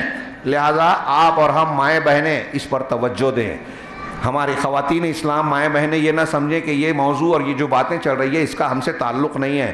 یہ ہر مسلمان کی بنیادی بات ہے یہ کہ وہ اپنی زندگی کے سلسلے میں سب سے پہلا قدم اٹھانے کے لیے یہ فیصلہ کرے کہ میں صحیح منہج کو اختیار کروں. آج دنیا میں ہر طرف فتنے ہیں, گمراہیاں ہیں, بدعقیدگیاں ہیں, غلط تنظیمیں ہیں, غلط مسلک ہیں, غلط منہج ہے. ان سے اپنے آپ کو بچا کر صراط مستقیم پر چلانا ہے. اور ان فتنوں سے بچنے کے لیے سب سے بڑی ضرورت ہے علم صحیح کی, صحیح علم دین کی. اللہ کے رسول صلی اللہ علیہ وسلم کے آگے فرمائے وَتَظْهَرُ الْفِتَنُ. یہاں کچھ اور بھی باتیں تھی, وقت گنجائش نہیں ہے اس لیے میں آگے بڑھتا ہوں کہ فتنے عام ہو جائیں گے. فتنے عام ہو جائیں گے. یہ جتنی بھی باتیں کہی جا رہی ہیں یہ ہر دور میں رہی ہیں. کچھ نہ کچھ جہالت ہر دور میں رہی ہے, کچھ نہ کچھ فتنے ہر دور میں رہے ہیں اور رہیں گے. لیکن جیسے جیسے یہ بات اللہ کے رسول صلی اللہ علیہ وسلم کے قیامت کی نشانی بیان کرنے کا مقصد یہ ہے کہ یہ چیزیں غالب ہو جائے گی, جہالت بڑھ جائے گی. پہلے بھی کچھ لوگ جاہل تھے لیکن اہل علم کی کثرت تھی اور ان کے اثرات تھے سماج اور معاشرے پر. بعد میں اہل علم کم ہو گئے اور ان کے اثرات بھی. کچھ ہیں بھی اگر اہل علم تو وہ گمنام ہیں, ان کی لوگ حیثیت نہیں سمجھتے, ان کو عزت نہیں دیتے, ان کا مقام نہیں دیتے, اپنی جہالت پر مگن ہے, خوش ہیں. بہرحال وَتَظْهَرُ الْفِتَنُ, اور فتنے عام ہو جائیں گے, ظاہر ہو جائیں گے. یہ جملہ ہمارے موضوع سے متعلق براہ راست ہے, لیکن ان جملوں کا آپس میں جو آگے پیچھے کے مضامین ہیں اس کا تعلق ہے کہ جب علم نہیں ہوگا, جہالت ہوگی تو مختلف قسم کے فتنے سر اٹھائیں گے. اب فتنے بہت ساری قسموں کے ہیں, آپ غور کرتے جائیے تو فتنے ہی فتنے ہمارے ارد گرد میں نظر آئیں گے. چنانچہ صاحب کتاب نے یہاں جو میں نے ایک اقتباس نقل کیا ہے کہ دور الفتن کے ضمن میں وہ کہتے ہیں کہ آپ ان حدیثوں کو جو اللہ کے نبی صلی اللہ علیہ وسلم نے بیان کی اگر ان پر غور کریں گے اور آج اس کے تناظر میں موجودہ دور کے حالات پر نگاہ ڈالیں گے تو یہ سمجھ میں آئے گا بہت ساری احادیث کے. وقت کم ہے اس لیے میں براہ راست نتیجے پہ جا رہا ہوں کہ اس میں ایک طرف تو ہم کو نبی کریم صلی اللہ علیہ وسلم کا معجزہ نظر آئے گا کہ آپ نے غیب کی خبریں دی, ہمارا دین کامل ہے, یہ کوئی چھوٹی موٹی بات نہیں ہے. 1400 سال پہلے کے نبی امی نے خبر جو دی, آج 1400 سال کے بعد اس کے جو مناظر ہیں ہم اپنی آنکھوں سے دیکھ رہے ہیں. ظاہر سی بات ہے کہ یہ آپ کی طرف سے بات نہیں کہی گئی تھی، بلکہ علیم و خبیر رب العالمین کی طرف سے بات کہی گئی۔ جو آپ نے کہا حدیثوں میں اٹھائیے، کتاب الفتن اور مستقل اشراط الساعہ، بتدریج وہ چیزیں ظہور پا رہی ہیں، نمایاں ہو رہی ہیں، سامنے آتی جا رہی ہیں، نئے فتنے جو آپ نے بیان کیے۔ اور ایک بات اور بھی بیان کروں، اسی میں آپ اور بھی جملے پائیں گے کہ زنا عام ہو جائے گا، نشہ کیا جائے گا، شراب عام ہو جائے گی، وَيَشْرَبُ الْخَمْرُ وَيَكْثُرُ الزِّنَا وَيَكْثُرُ الْحَرَجُ، ابھی حدیث کا آخری جملہ باقی ہے۔ تو اللہ کے نبی صلی اللہ علیہ وسلم نے فیصلے اور نتیجے کی باتیں ذکر کی کہ ایسا ہوگا۔ اب زنا عام ہوگا، مثال کے طور پہ میں جو چیز سمجھانا چاہتا ہوں 2 جملوں میں سمجھیے، وقت نہیں ہے، کہ زنا عام ہوگا تو اس کا مطلب یہ کہ زنا کے عام کرنے کے بہت سارے اسباب بھی پیدا ہو جائیں گے اور عام ہو جائیں گے۔ اب ہم دیکھ رہے ہیں کہ بے پردگی ہے، یہ ننگی فلمیں ہیں، مخلوط تعلیم ہے، مرد اور عورت کا مختلف مقامات پر میل جول ہے، زنا کو ہمارے سماج اور معاشرے میں آسان بنا دیا گیا، نکاح جو شریعت نے آسان بنایا تھا اس کو مشکل بنا دیا۔ دوسری شادی تیسری شادی کی ہم بات کرتے ہیں، جو اللہ کی اجازت ہے، رسول کا عمل ہے، اس کو لوگ مذاق سمجھتے ہیں۔ ہندو دھرم کی ثقافت کا ہمارے سماج پر اثر ہے، ہماری مائیں بہنیں اس کو برا سمجھتی ہیں۔ میں اپنی ماؤں بہنوں سے کہنا چاہتا ہوں کہ اگر کوئی عالم کہتا ہے تو اس سے ناراض مت ہوئیے۔ ایک چیز ہے کہ آپ اور آپ کا گھر، آپ کا شوہر، آپ کا بیٹا اس پر عمل کرے نہ کرے، لیکن اگر اللہ اور رسول کی کسی بات کو آپ برا سمجھیں گے تو یہ برا سمجھنا قرآن حدیث میں ہے کہ یہ ایمان کو توڑ دینے والی چیز ہے، ناقص ہے، یعنی آدمی اسلام سے باہر ہو جاتا ہے۔ ذالکہ سورہ محمد کی آیت ہے، انہم کرہوا ما انزل اللہ فاحبط اعمالہم، کہ لوگوں نے اللہ کی نازل کی ہوئی تعلیمات کو ناپسند کیا تو اللہ نے ان کے اعمال کو برباد کر دیا۔ اگر آپ قرآن اور حدیث سے ثابت شدہ کسی چیز کو برا سمجھتے ہیں، اس کو ناپسند کرتے ہیں، تو یہ آپ کو کفر تک پہنچائے گا۔ یہ چھوٹی موٹی بات نہیں ہے، عمل نہ کریں الگ بات ہے، لیکن اس سے نفرت نہ کریں، برا نہ سمجھیں۔ اللہ اور رسول نے جو چیزیں دی ہیں اس میں ہمارا فائدہ ہے، ہماری سمجھ میں نہیں آتا، ہم دوسرے ایمان کی کمزوری کی بنیاد پر مختلف احتمالات کے شکار ہو جاتے ہیں۔ کسی اور موقع سے اس موضوع پر تفصیلی گفتگو کریں گے اگر موقع رہا۔ یہاں فی الحال عرض یہ کرنا ہے کہ اللہ اور اس کے رسول سے جو چیزیں ثابت ہیں وہ اللہ کی طرف سے ہے، رسول اللہ صلی اللہ علیہ وسلم نے جو بیان کیا، اور آپ نے 1400 سال پہلے جو باتیں بیان کی تھی ان کا ظہور پذیر ہونا اور ابھی بہت سی چیزیں ظاہر ہونا باقی ہیں۔ جیسے جیسے یہ چیزیں ظاہر ہوتی جاتی ہے، نبی کریم صلی اللہ علیہ وسلم کی سچائی کی دلیلیں بڑھتی جاتی ہیں کہ آپ نے غیب کے متعلق جو ہے خبریں دی اور فتنوں کے ظہور کی بات کی، تو اس میں فتنوں کی کمیت اور کیفیت آپ نے بیان نہیں کی، بلکہ آپ نے کہا کہ فتنے عام ہوں گے۔ اب یہ فتنے کیسے ہوں گے؟ آج کے زمانے میں ہم اپنے چاروں طرف دیکھ سکتے ہیں کہ کس طریقے سے کثرت کے ساتھ ہمارے ارد گرد فتنے بڑھتے جا رہے ہیں، اور یہ حق کو ظاہر کرتا ہے اور اللہ کے نبی صلی اللہ علیہ وسلم کی خبر اور سچائی کی تصدیق کرتا ہے۔ یہ حالات آپ کی نبوت کی تائید کر رہے ہیں کہ آپ کی غیب کی خبریں بالکل صحیح ہے، چنانچہ آج ہم دیکھ رہے ہیں۔ میں نے اس جملے کے لیے جو ہے یہ اقتباس پڑھ رہا ہوں آپ کے سامنے، یا اس کا مفہوم بیان کر رہا ہوں، عربی میں ہے کہ ہم آج دیکھتے ہیں فتنوں کو کہ وہ اعلام کے موضوع کے میدان میں عام ہے۔ اعلام یعنی ذرائع ابلاغ، ایک مستقل مضمون ہے۔ ذرائع ابلاغ، TV channel, net, mobile, اور آج کے جدید سے جدید جو اوزار ہیں، ہتھیار ہیں، اس پر لمبی شبہات کے فتنے میں کچھ تفصیل ہم نے بیان کی ہے۔ آپ کو جمعیت اہل حدیث مالیگاؤں کے یوٹیوب چینل پہ وہ خطابات ملیں گے۔ میں نوجوانوں سے گزارش کروں گا کہ وہ ضرور سنیں تاکہ آپ کو یہ اندازہ لگے کہ ہمارے دین و ایمان کے دشمنان، ہمارے عقیدے کا شکار کرنے والے لوگ کہاں کہاں سے ہم پر حملے کر رہے ہیں، اور کتنے ذرائع ابلاغ، ان کے جو ٹی وی چینلز اور ذرائع ابلاغ کا جو بجٹ ہے نا ایک یہودی تنظیم کا، عیسائیوں کی حکومتوں کا، صرف ابلاغ پر جو خرچ کرتے ہیں، اشتہارات پر، وہ ہمارے بعض مسلم ملکوں کے سالانہ بجٹ سے بھی زیادہ ہے۔ ہم اس کی اہمیت نہیں سمجھتے۔ یہ ابلاغ ایسا جادو ہے جو صحیح کو غلط اور غلط کو صحیح بناتا ہے۔ آج کے موضوع میں میں اپنے سامنے، آپ لوگوں کے سامنے اس کتاب کا خلاصہ پیش کرنے والا تھا کہ ماذا تعرف عن حزب اللہ، حزب اللہ کے بارے میں تم کیا جانتے ہو۔ لبنان کی یہ تنظیم جو حقیقت میں شیعی رافضی ہے، اور پھر ان کے جو تال میل شیعہ عقائد سے، شیعت کی وطنیت اور طائفیت سے، عنصریت سے ہے، وہ انتہائی خطرناک، اہل سنت والجماعت اور مسلمانوں کے لیے انتہائی شدید دشمنی کی عامل۔ اس کے واقعات جو اس میں نقل ہیں، یہ جو بیانات اس میں ہائی لائٹ کے صرف دیا، اگر میں اس کا صرف ترجمہ کروں تو آپ حیرت زدہ رہ جائیں گے کہ خود اسرائیل کا آدمی، اسرائیل کا ایک منسٹر اور اس کے ایجنسی کا آدمی بیان دیتا ہے، یہ اخبار کے ساتھ حوالے اور تاریخ کے ساتھ اس میں درج کیا ہے پورا بیان، آخر میں اس کے کچھ جملوں کو نقل کیا ہے کہ ہم نے یہ حزب اللہ کے ساتھ جو ہے وہ باہم پیکٹ کیا ہے، ہم ان کی رعایت کر رہے ہیں۔ اسرائیل کہہ رہا ہے کہ ہمارا ان کا تفاہم ہو گیا ہے، ہاں، اور یہ تفاہم اس لیے ہے کہ ہم اپنے مقاصد کو روب عمل لا سکیں اور اندرونی طور پر فلسطین کی حماس اور الجہاد تنظیموں کو مدد دے سکیں۔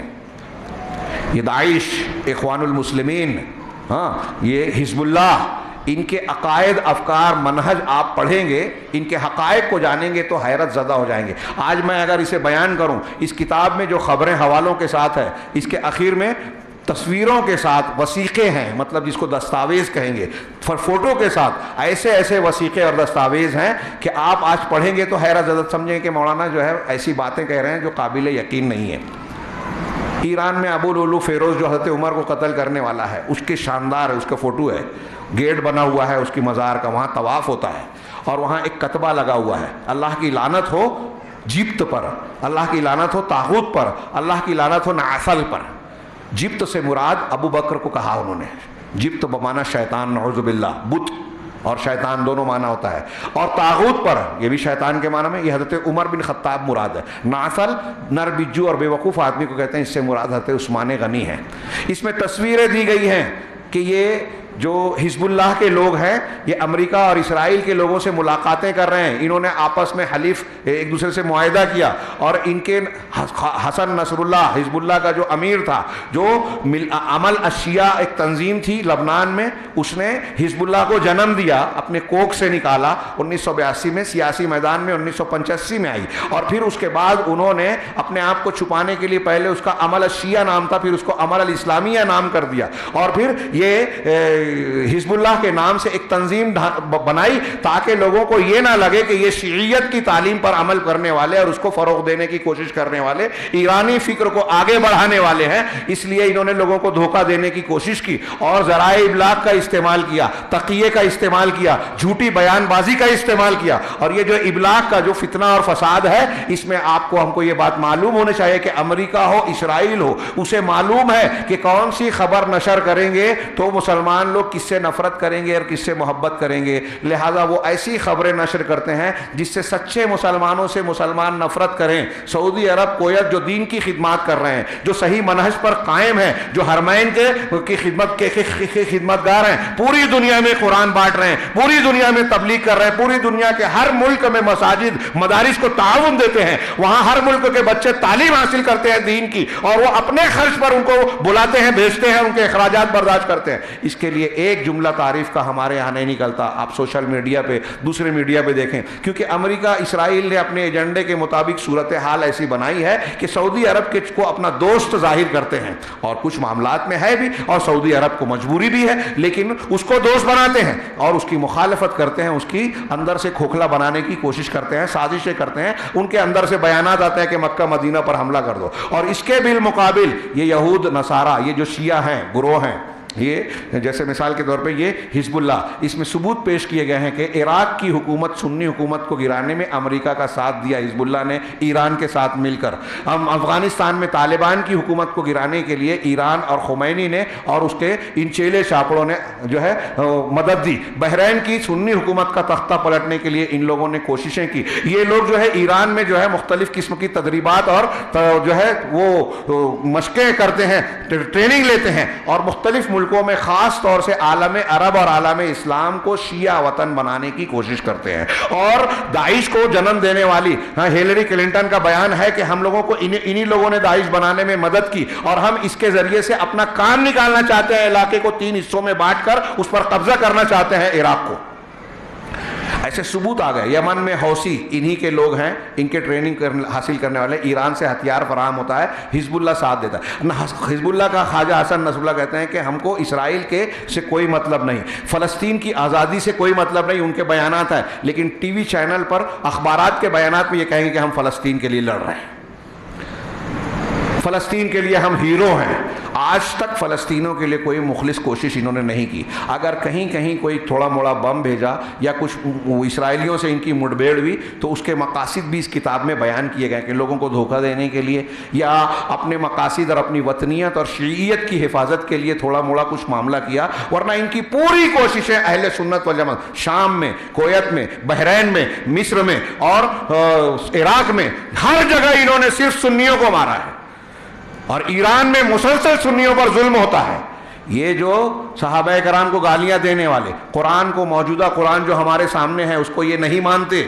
ان کے ہاں 2 5 7 100 200 نہیں، 5000 سے زیادہ شیعوں کی امہات الکتب میں روایتیں موجود ہیں جو یہ کہتی ہیں کہ یہ قرآن محرف ہے. ابو بکر صدیق اور عثمان غنی نے، یہ کا جو ہمارے ہندوستان کا جو شیعی شخص تھا وسیم رضوی، اس نے پٹیشن داخل کی اور پھر اس نے جو بیان دیا تھا، کلپ آپ نے دیکھی ہوگی، وہ اصل میں شیعوں کا عقیدہ ہے، شیعوں کی امہات الکتاب میں موجود ہے کہ قرآن محرف ہے. صحابہ کرام کو یہ گالیاں دیتے ہیں، تبرہ کرتے ہیں، خلفائے راشدین، خلفائے ثلاثہ کو گالیاں دیتے ہیں، ان کو کافر کہتے ہیں، طاغوت کہتے ہیں، قرآن کو محرف مانتے ہیں، تقدیر پر ایمان نہیں رکھتے، اللہ تبارک و تعالیٰ کی توحید نہیں مانتے، اللہ کے لیے بدا کا عقیدہ رکھتے ہیں کہ اللہ کو ساری چیزیں پہلے سے نہیں معلوم. ایسی انتہائی بھیانک گمراہیاں ان کے یہاں موجود ہیں اور ان کا لوگ ساتھ دیتے ہیں.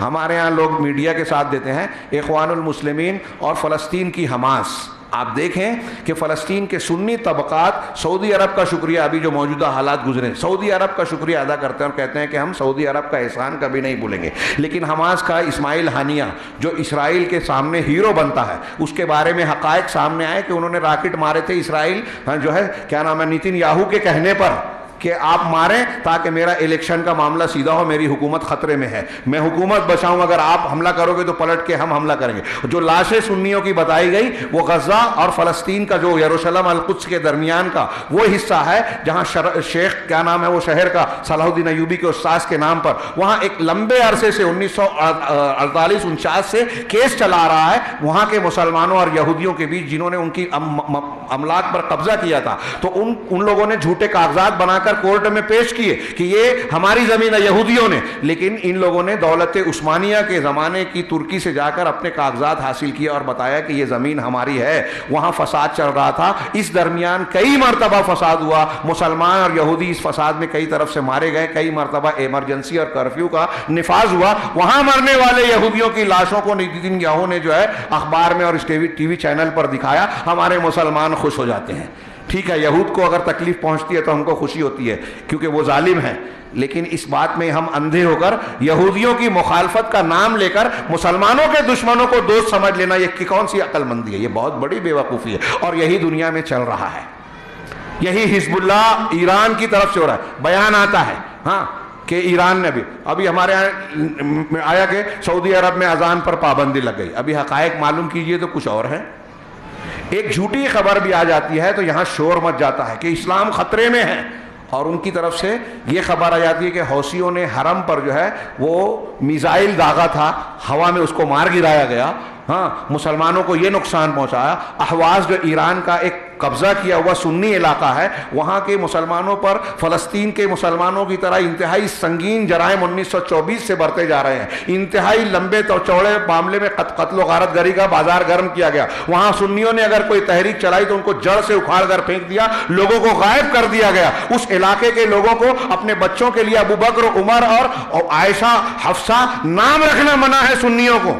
ایرانی سختی یہ ہے. یہ خواجہ حسن نصر اللہ اور حزب اللہ اپنا مرکز ایران کو مانتے ہیں، خمینی کی طرف رجوع کرتے ہیں. اور 1985 میں جو صابرہ اور شتیلہ کا جو واقعہ ہوا جس میں فلسطینی خیموں کے اندر کئی ہزار 15,000 لوگوں کو قتل کیا گیا، بہت ساری فلسطینی مسلم بچیوں کا ریپ کیا گیا لوگوں کے سامنے. صابرہ شتیلہ میں ایک ہی موقع پر 25 سے زیادہ مسلم بچیوں کا ریپ کیا گیا. اس کتاب میں حوالوں کے ساتھ اور خبروں کے ساتھ موجود ہے. ایک اسپتال میں ایک مسلمان سنی کو حزب اللہ کے لوگوں نے جب ذبح کیا، یہ حزب اللہ کے کیا کہتے ہیں فلسطینی لوگوں کو حزب اللہ نے لوگوں نے جب ذبح کیا شیعوں نے، تو ایک نرس نے احتجاج کیا تو اس نرس کو بھی قتل کر دیا گیا. یہ اسرائیل سے دوستی رکھتے ہیں، یہ امریکہ سے ان کا ایگریمنٹ ہے، اور مختلف چیزوں میں یہ اسلام اور مسلمانوں کے بالکل خلاف ایجنڈا رکھتے ہیں۔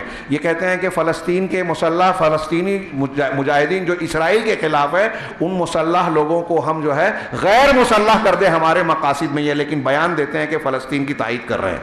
جنوبی لبنان سے موسیٰ الصدر جو عمل الشیعہ اور یہ اس کا بانی ہے، کہتے ہیں حزب اللہ کا بانی ہے موسیٰ الصدر، اس کے جرائم کا کچا چٹھا اگر آپ اس میں پڑھیں گے تو انتہائی حیرت ہوگی۔ اور اس کے باوجود ہمارے کچھ مسلمان ایسے ہیں جو ان کو جو مبارکباد دینے جاتے ہیں ان کا ساتھ دیتے ہیں۔ خمینی نے اسلامی حکومت کا دعویٰ کیا تو وہاں جا کر جو ہے اس کو مبارکباد دے رہے ہیں، لیکن انہوں نے وہ بیان نہیں کرتے کہ جب صابرہ شتیلہ اور فلسطین میں مسلمانوں کا قتل عام ہو رہا تھا، ان کے شیعہ ملیشیا کر رہی تھی، لبنان میں جو ہے قتل عام کر رہی تھی، تو خمینی سے جا کر درخواست کی گئی کہ آپ ان سے کہیے آپ کی بات کو مانتے ہیں کہ یہ سلسلہ روک دیں سنیوں کو مارنے کا۔ خمینی نے ایک جملہ بھی نہیں کہا، ان کی درخواست قبول نہیں کی۔ خمینی کے نائب نے صرف مذمت کر دی تھی منتظری نے، تو اس کو جو عہدے سے ہٹا دیا گیا۔ اس کتاب میں موجود ہے۔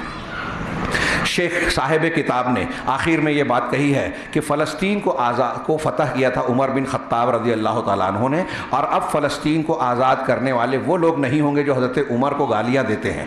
یہ شیعہ اور ان کے معاونین ہمارے یہاں ایک بات، وقت زیادہ ہو گیا، 2-4 منٹ اور بولوں؟ ہاں، ایک بات یہ کہیں کہ یہ شیعوں کا یہ عمل ہے۔ اب قرآن کی ایک آیت ہے، لا تجدون قوما یؤمنون باللہ والیوم الآخر یوادون من حاد اللہ ورسولہ ولو کانوا آباءہم او ابناءہم او اخوانہم او عشیرتہم، کہ آپ ایسے لوگوں کو جو اللہ پر اور آخرت کے دن پر ایمان لاتے ہیں ایسا نہیں پائیں گے کہ جو اللہ اور اس کے رسول سے دشمنی رکھتے ہوں ان سے دوستی کریں۔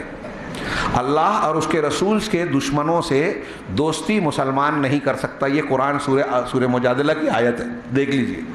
چاہے وہ ان کے باپ ہوں، اگر سگا باپ بھی اللہ اور رسول کا دشمن ہے تو اس سے دوستی محبت نہیں، یوادون محبت کا تعلق نہیں رکھیں گے۔ ہاں، اور چاہے بیٹے ہوں چاہے خاندان کے لوگ ہوں، یہی لوگ ہیں جن کے دلوں میں اللہ نے ایمان لکھ دیا۔ اب یہ شیعوں کا یہ کردار میں نے تھوڑا سا بتایا، پوری تاریخ ان کی یہی رہی ہے کہ سنیوں کو قتل کرنا، ان کو نقصان پہنچانا، اور عالم عرب میں آج وہ سب سے بڑا آلہ ہے امریکہ اور اسرائیل کا۔ وہ جانتے ہیں کہ یہ ہمارے کام کے ہیں، اس لیے ان سے دشمنی کا مظاہرہ کرتے ہیں، کیونکہ ان کو معلوم ہے کہ جب ہم ان کے خلاف بیان دیں گے، ایران، ترکی اور حزب اللہ کے خلاف بیان دیں گے تو مسلمان ان کو ہیرو مانیں گے، اور سعودی عرب سے دوستی کا اظہار کریں گے تو مسلمان ان کو گالی دیں گے۔ وہ یہ چاہتے ہیں اور یہی کر رہے ہیں۔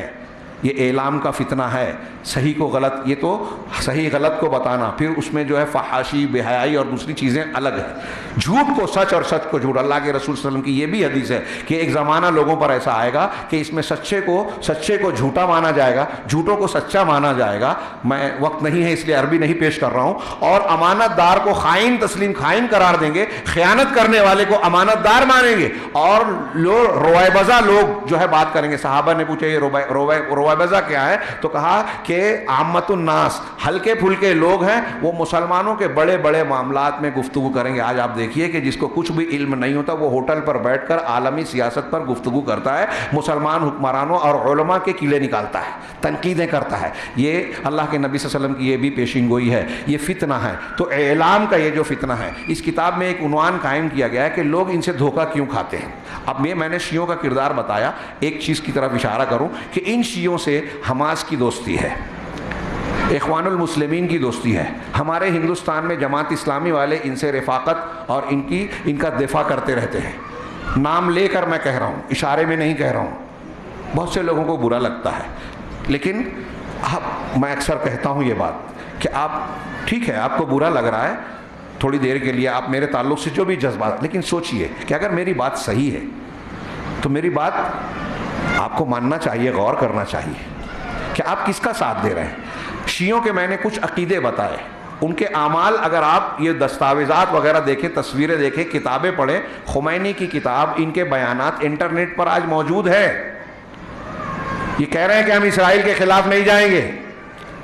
حماس اور ان کے درمیان تائید ہوئی، حماس کو بھی اپنا الیکشن ٹالنا تھا، 2015 میں ان کو دوسرا الیکشن کروانا تھا, نہیں کرا رہے ہیں. وہاں کے سنیوں پر ظلم ہوتا ہے, وہاں جو مدد کے پیسے آتے ہیں یہ کھا جاتے ہیں. اسرائیل کے لیے ابھی کچھ لوگوں نے یہ آواز ٹیپ کر کے بھیجی حماس کے بعض لوگوں سے کہ اسرائیل کی ایجنسیوں کو یہ خبر دے رہے ہیں کہ ہم نے اپنی 14 منزلہ فلاں فلاں عمارت کو خالی کر دیا, تم اس پر حملہ کرو تاکہ دنیا میں یہ خبر بنے کہ حماس اور اسرائیل, حماس کے مرکز کو اسرائیل نے تباہ کر دیا اور ہماری دشمنی کا چرچا ہو. اسماعیل ہانیہ جو اس کا صدر تھا یا ہے, ہاں, اس کے 3 بیٹے ہیں. اس کی بیوی کی تصویر آپ دیکھیں گے تو آپ مانیں گے نہیں کہ یہ مسلمان ہے, کرسچن لگے گی, باطنی فرقے کی ہے, وہ شیعہ یا کچھ اور مذہب کی ہے. اس کی تصویر آئی تھی اسکرٹ پہن کر بیٹھا ہوا ساتھ میں. اس کے 3 بیٹے ہیں. ابھی میں نے ایک جگہ کہیں پڑھا, پتہ نہیں وہ خبر کتنی مضبوط ہے, اسرائیل کے یہاں سنڈے ٹیلی گراف کے حوالے سے وہ سوشل میڈیا پہ آئی بات کہ اس کے 3 بیٹے ہیں, تینوں بیٹوں کو اسرائیل کی شہریت حاصل ہے. اسرائیل کی شہریت. اگر حماس اتنا بڑا دشمن ہے اسرائیل کا تو اس کے صدر کے 3 بیٹے اسرائیلی شہریت کیسے رکھتے ہیں اور ان کو مراعات حاصل ہے, رعایتیں حاصل ہیں, ان کو مدد ملتی ہے, کیسے؟ یہ اعلام کا ایسا فتنہ ہے کہ ہم صحیح کو غلط, غلط کو صحیح, سچے کو جھوٹا, جھوٹے کو سچا سمجھ رہے ہیں, مان رہے ہیں. جو سچا اسلام کا کام کرنے والا ہے, داعی ہے, وہ ملک جو اسلام کی خدمت کر رہا ہے اس کو ہم دشمن مانتے ہیں, مخالفت کرتے ہیں, اور جو غلط منہج والا ہے, اسلام اور مسلمانوں کو قدم قدم پر نقصان کرتا ہے, اس کی تائید کرتے ہیں. وقت زیادہ ہو گیا, میں صرف ان کی اس عبارت کا کہ فتنے کہاں کہاں ہیں موجودہ دور میں, یہ ان کی اس عبارت میں آپ غور کرتے جائیے تو ہم کو نظر آئے گا اللہ کے رسول صلی اللہ علیہ وسلم کے الفاظ کے اس میں کہ ہم تمام ہر طرف فتنے دیکھ رہے ہیں کہ اعلام ذرائع ابلاغ میں فتنے ہیں, تعلیم میں فتنہ ہے.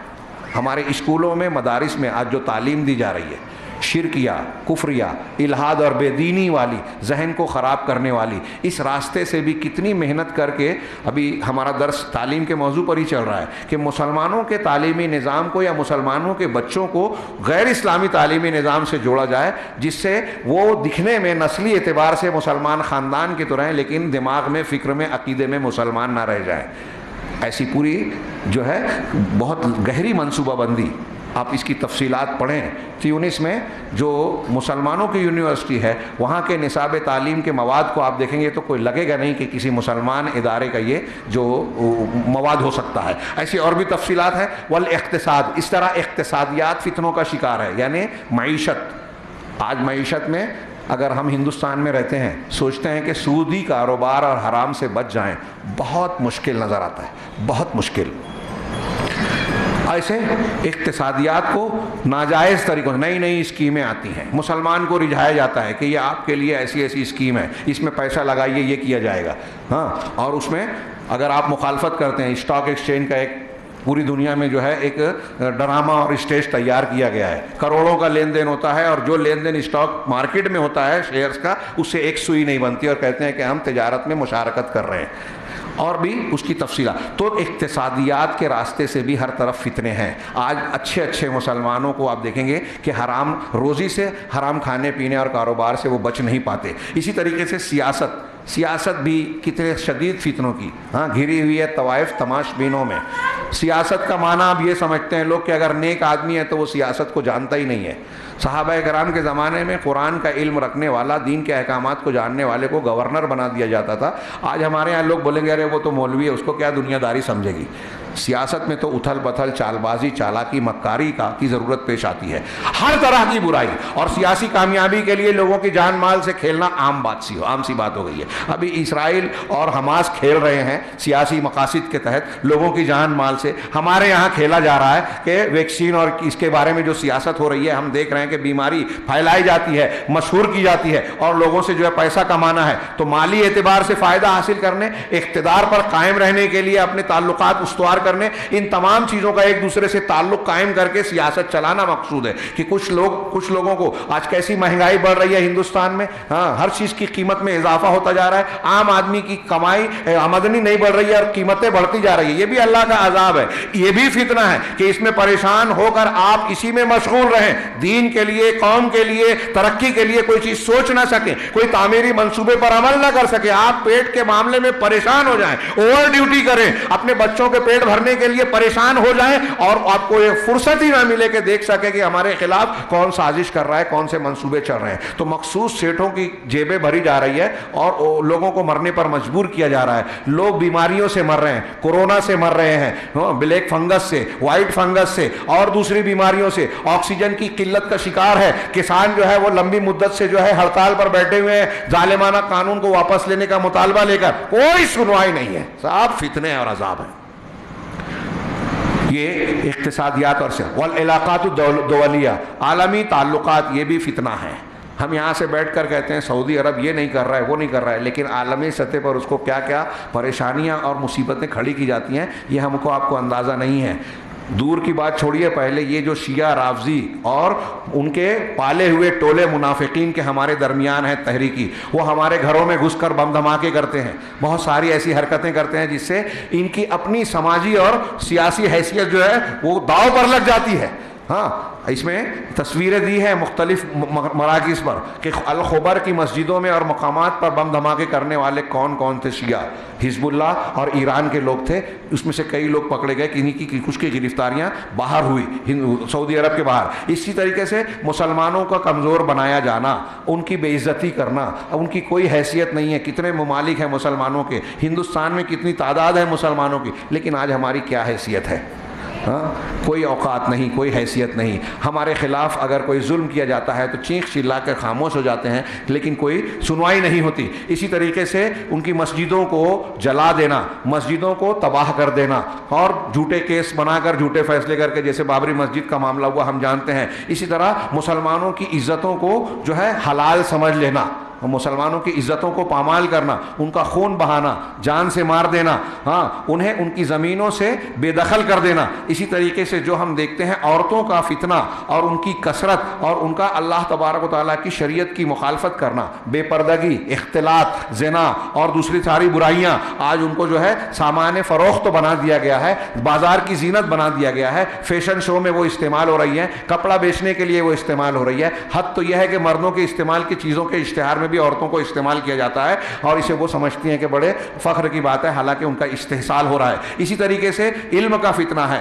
لوگ اب تعلیم حاصل کرتے ہیں تو علم کی وجہ سے نہیں, اور نہ ہی اللہ کی خوشنودی حاصل کرنے کے لیے, بلکہ صرف اس لیے کہ نوکری مل جائے گی اور سرٹیفکیٹ اور ڈگری مل جائے گی, سوائے اس کے جس پر میرا رب رحم کرے, یعنی کچھ مستثنا ہو سکتے ہیں. اسی طریقے سے مختلف قسم کے انتہائی سنگین اور شدید قسم کے ہلاک کر دینے والی بیماریوں کا عام ہونا, جو پہلے زمانوں میں نہیں پائی جاتی تھی, ابھی تازہ ہمارے یہاں کورونا کووڈ کی شکل میں ایک عذاب اور ایک فتنہ پایا جاتا ہے. اسی طریقے سے ایک فتنہ یہ ہے کہ لوگوں کا دین سے نکل جانا. ہمارے نوجوان منکر حدیث بن رہے ہیں, قادیانی بن رہے ہیں, صوفی بن رہے ہیں, ہاں, الہادی فکر کو اختیار کر رہے ہیں, فلاں تنظیم سے تعلق کر رہے ہیں, وہ تو جہاد کر رہے ہیں, وہ تو فلاں کر رہے ہیں. تو نوجوان اس طریقے کے راستوں کو اختیار کر کے جس کو جہاد کہہ رہے ہیں وہ جہاد واد نہیں ہے, خارجیت ہے. مسلمانوں کو جو کافر کہہ کے مسلمانوں کو قتل کرے وہ خارجیت ہے. ان کے یہاں قرآن اور حدیث کا منہج نہیں ہے. یہ اخوان المسلمین اور ان لوگوں کے بارے میں بڑے بڑے کبار علماء کا یہ بیان ہے. ان کا جب جائزہ لیا گیا تو کہا کہ ان کا منہج اہل سنت والجماعت کا منہج نہیں ہے, یہ قرآن و حدیث کے مطابق نہیں چل رہے ہیں. اللہ کے اس گھر میں میں بہت اہم بات کہہ رہا ہوں کہ اگر آپ کو کسی تنظیم جماعت سے وابستہ ہونا ہے تو یہ دیکھیے کہ قرآن و حدیث کے مطابق اور صحابہ کرام کے عقیدے اور عمل کے مطابق ان کا منہج ہے یا نہیں ہے. ان کے یہاں خارجیت ہے, ان کے یہاں صوفیت ہے, ان کے یہاں قبر پرستی ہے, ان کے یہاں اللہ کے اسماء و صفات کے بارے میں تعویلات ہیں, ان کے یہاں وحدت الوجودی عقیدہ ہے, اور ایسے بہت ساری چیزیں جو گمراہی ہیں, جو منہج اور صحیح عقیدے اور صحیح منہج کے خلاف ہے. تو دین سے دور ہو جانا یا دین سے باہر نکل جانا, اسی طریقے سے سماج اور معاشرے کا بگاڑ اور بددینی کا شکار ہونا, یہاں تک کہ اب لوگ مختلف قسم کے نئے نئے فتنوں سے تعجب میں پڑ جاتے ہیں کہ یہ کس طرح کا فتنہ ہے. ہاں, جب تک کہ کیونکہ وہ ایسے فتنوں سے ماضی میں کبھی جو ہے اس سے مانوس نہیں تھے. نئے نئے قسم کے فتنے, اور بھی بہت سی باتیں ہیں اور بڑی اہمیت کے حامل ہیں, لیکن میں دیکھ رہا ہوں کہ وقت بہت زیادہ ہو گیا. 8:30 بجے معاملہ خطاب کو ختم کرنا چاہیے تھا. میں اختتام میں یہ کہنا چاہوں گا, اس حدیث کا اگلا 2 جملہ ہے وَيُلْقَى الشُّحُ, شح کا کئی معنی کیا گیا، بخیلی ترجمہ کرتے ہیں، لیکن جو چیز اپنے پاس ہے اس کو خرچ کرنے میں بخیلی کرنا، دوسروں کا حق دینے میں تعامل کرنا، اور دوسروں کا جو مال ہے اس کو حاصل کرنے کی کوشش کرنا، اس کو شوق کہتے ہیں۔ اور اللہ کے رسول نے فرمایا کہ اس شوق سے بچو، تم سے پہلے کے لوگوں کو اس نے ہلاک کیا۔ جب اس شوق نے، اس بخل اور حرص نے لوگوں کو کہا رشتہ کاٹ دو تو رشتہ کاٹ دیا، لوگوں کو قتل کرنے کے لیے آیا تو قتل کر دیا۔ آج ہم دیکھتے ہیں دنیا داری کا یہ فتنہ ہمارے اندر پایا جا رہا ہے کہ دنیا کے فائدے کے لیے ایک آدمی دوسروں کا نقصان کرتا ہے، عزت سے کھیلتا ہے، جان کو مار دیتا ہے، فساد پھیلاتا ہے، اور سارے وہ چیزیں کرتا ہے، مقصد کیا ہے کہ میری جیب بھرے، اور پھر اس کا پیٹ بھی نہیں بھرتا۔ کروڑ کروڑ کما لیا امبانی اڈانی وغیرہ نے، لیکن ان کے یہاں آج کیا چل رہا ہے کہ ہر روز پیٹرول مہنگا کر رہے ہیں، لوگوں کی جیبوں کو تنگ کر رہے ہیں، لوگوں کو فاقے پر مجبور کر رہے ہیں، ان کا پیٹ بھرتا ہی نہیں ہے۔ تو یہ شح ہے، نہ ختم ہونے والی بھوک اور لالچ ہے، چنانچہ یہ لوگوں میں عام ہو جائے گی۔ اور آج ہم دیکھ رہے ہیں کہ دنیا داری کس طریقے سے عام ہوتی چلی گئی، اسی طریقے سے حرج بڑھ جائے گا۔ یعنی اللہ کے رسول صلی اللہ علیہ وسلم نے اس کا کئی معنی ہے، میں اس تفصیل میں نہ جاتے ہوئے خود تشریح کی کہ حرج کا معنی ہے قتل، مسلمان مسلمان کو قتل کریں گے، مسلمان کو کافر، کافر مسلمان کو، یا کافر کافر کو قتل کریں گے، قتل عام ہو جائے گا۔ قتل کا عام ہونے کا مطلب کیا کہ قتل کے اسباب بھی عام ہو جائیں گے۔ قتل کے اسباب کیا ہیں؟ یہ مذہبی منافرت، تعصب، عصبیت، ایک دوسرے سے دشمنی، اناد، انانیت، اپنے آپ کو بڑا دکھانا، دوسرے کو چھوٹا دکھانا، اپنے اقتدار کو حاصل کرنا، دوسروں کو محروم کرنا، ایسے مقاصد کے تحت قتل ہوتے ہیں۔ مایوسی کی وجہ سے خودکشیاں ہوتی ہیں۔ آج ہم دیکھتے ہیں مسلم سماج میں بھی ہمارے نوجوانوں پر فلمی کلچر کا اثر ہے، موبائل کا اثر ہے، چھوٹی چھوٹی باتوں پر گروہ کے ساتھ میں حملہ کرتے ہیں، قتل ہو جاتا ہے۔ ایسی ایسی خبریں آ رہی ہیں جسے پڑھ کر بڑی حیرت ہوتی ہے۔ اب انسانی جان کی کوئی قیمت ہی نہیں رہی، خبریں وہی دیکھتے ہیں، فلمیں دیکھتے ہیں، یہاں تک کہ بچوں کے لیے جو کارٹون بنائے جاتے ہیں یورپ اور امریکہ میں، اس میں ہمارے اس میں بتایا گیا کہ یہ اس منصوبے کے تحت بناتے ہیں کہ بچے بار بار گولی چلانا، بم دھماکہ یہ دیکھیں گے، کارٹون، اور ان کے چھوٹے بچوں کی عمر کے جو مختلف خوش کرنے والے، اس میں ان کا دماغ تشدد کی طرف جائے گا، انتہا پسندی کی طرف جائے گا، اور ایسا ہو رہا ہے۔ نتیجے میں ہم مختلف موقعوں پر واقعات سنتے ہیں کہ فلاں اسکول کے بچے نے گھر سے گن لی اور جا کر اپنے ساتھیوں میں سے کئی لوگوں کو شوٹ کر دیا، قتل کر دیا، کسی سے غصہ ہو گیا اس کو قتل کر دیا، کسی کے ساتھ ایسی حرکت کر دی، ویسی حرکت کر دی، زنا کر دیا، اور نہ جانے کیا کیا۔ ایسے آپ دیکھیں گے تو ہر طرف سے فتنوں کی یلغار ہے۔ میں نے جن فتنوں کا ذکر کیا وہ تھوڑے ہیں، جو اصل فتنے ہیں وہ بہت زیادہ ہیں۔ اور ایک فتنہ یہ تھا جس پر میں تفصیلی گفتگو کرنا چاہتا تھا، لیکن بھائیوں نے جب بتایا کہ ہماری مائیں بہنیں بھی کثیر تعداد میں شریک ہونے والی ہیں، تو میں نے موضوع کے اس پہلو کو جو تمہیدی تھا اس کو اصل حصہ بنا کر پیش کیا، اس لیے کہ تنظیموں کے یہ معاملات اور واقعات اور یہ حقائق جو ہیں اس کا تعلق عام طور سے خواتین کو سے کم ہوتا ہے، اور انہیں لگے گا کہ یہ ہم سے تعلق رکھنے والی باتیں نہیں ہیں۔ کسی اور نشست میں انشاءاللہ یہ باتیں بیان کی جائے گی۔ یہ بہت بڑا فتنہ ہے کہ ہمارے درمیان کچھ لوگوں کو، ایسے لوگوں کو خوبصورت اور ہمارا مسلمانوں کا ہیرو بنا کر پیش کیا جاتا ہے جو حقیقت میں اسلام کی جڑیں کھودنے والے اور غیر مسلموں کو مدد پہنچانے والے ہیں۔ آج یورپ، امریکہ جو کامیابی سے ہمکنار ہیں، مسلمانوں کی حکومتوں کو توڑ دیتے ہیں، عراق میں حکومت گرائی، طالبان کی حکومت گرائی، ابھی صحیح غلط کیا خرابیاں کیا برائیاں ہیں وہ دوسری طرف، لیبیا اور دوسرے بہت سارے۔ لیبیا میں ہم یہ نہیں کہتے کرنل معمر قذافی بہت اچھے تھے، لیکن ان کے جانے کے بعد آج لیبیا کا کیا حال ہے؟ ہر روز وہاں لوگ کاٹے مارے جا رہے ہیں۔ اور آپ دیکھیں گے کہ امریکہ کی چھتر چھایا میں عراق، افغانستان، ان جگہوں پر شیعوں کا عمل دخل بڑھ گیا ہے، اور وہ سنیوں کا قتل کرتے ہیں، مارتے ہیں، سازشیں کرتے ہیں، اسلامی دعوت کو نقصان پہنچاتے ہیں، روکتے ہیں۔ سعودی عرب کی جانب سے افریقی ممالک میں جو اسلامی دعوت کا کام چل رہا ہے، ایران کے شیعوں نے اس سے رکاوٹ کا مختلف راستے پیدا کیے۔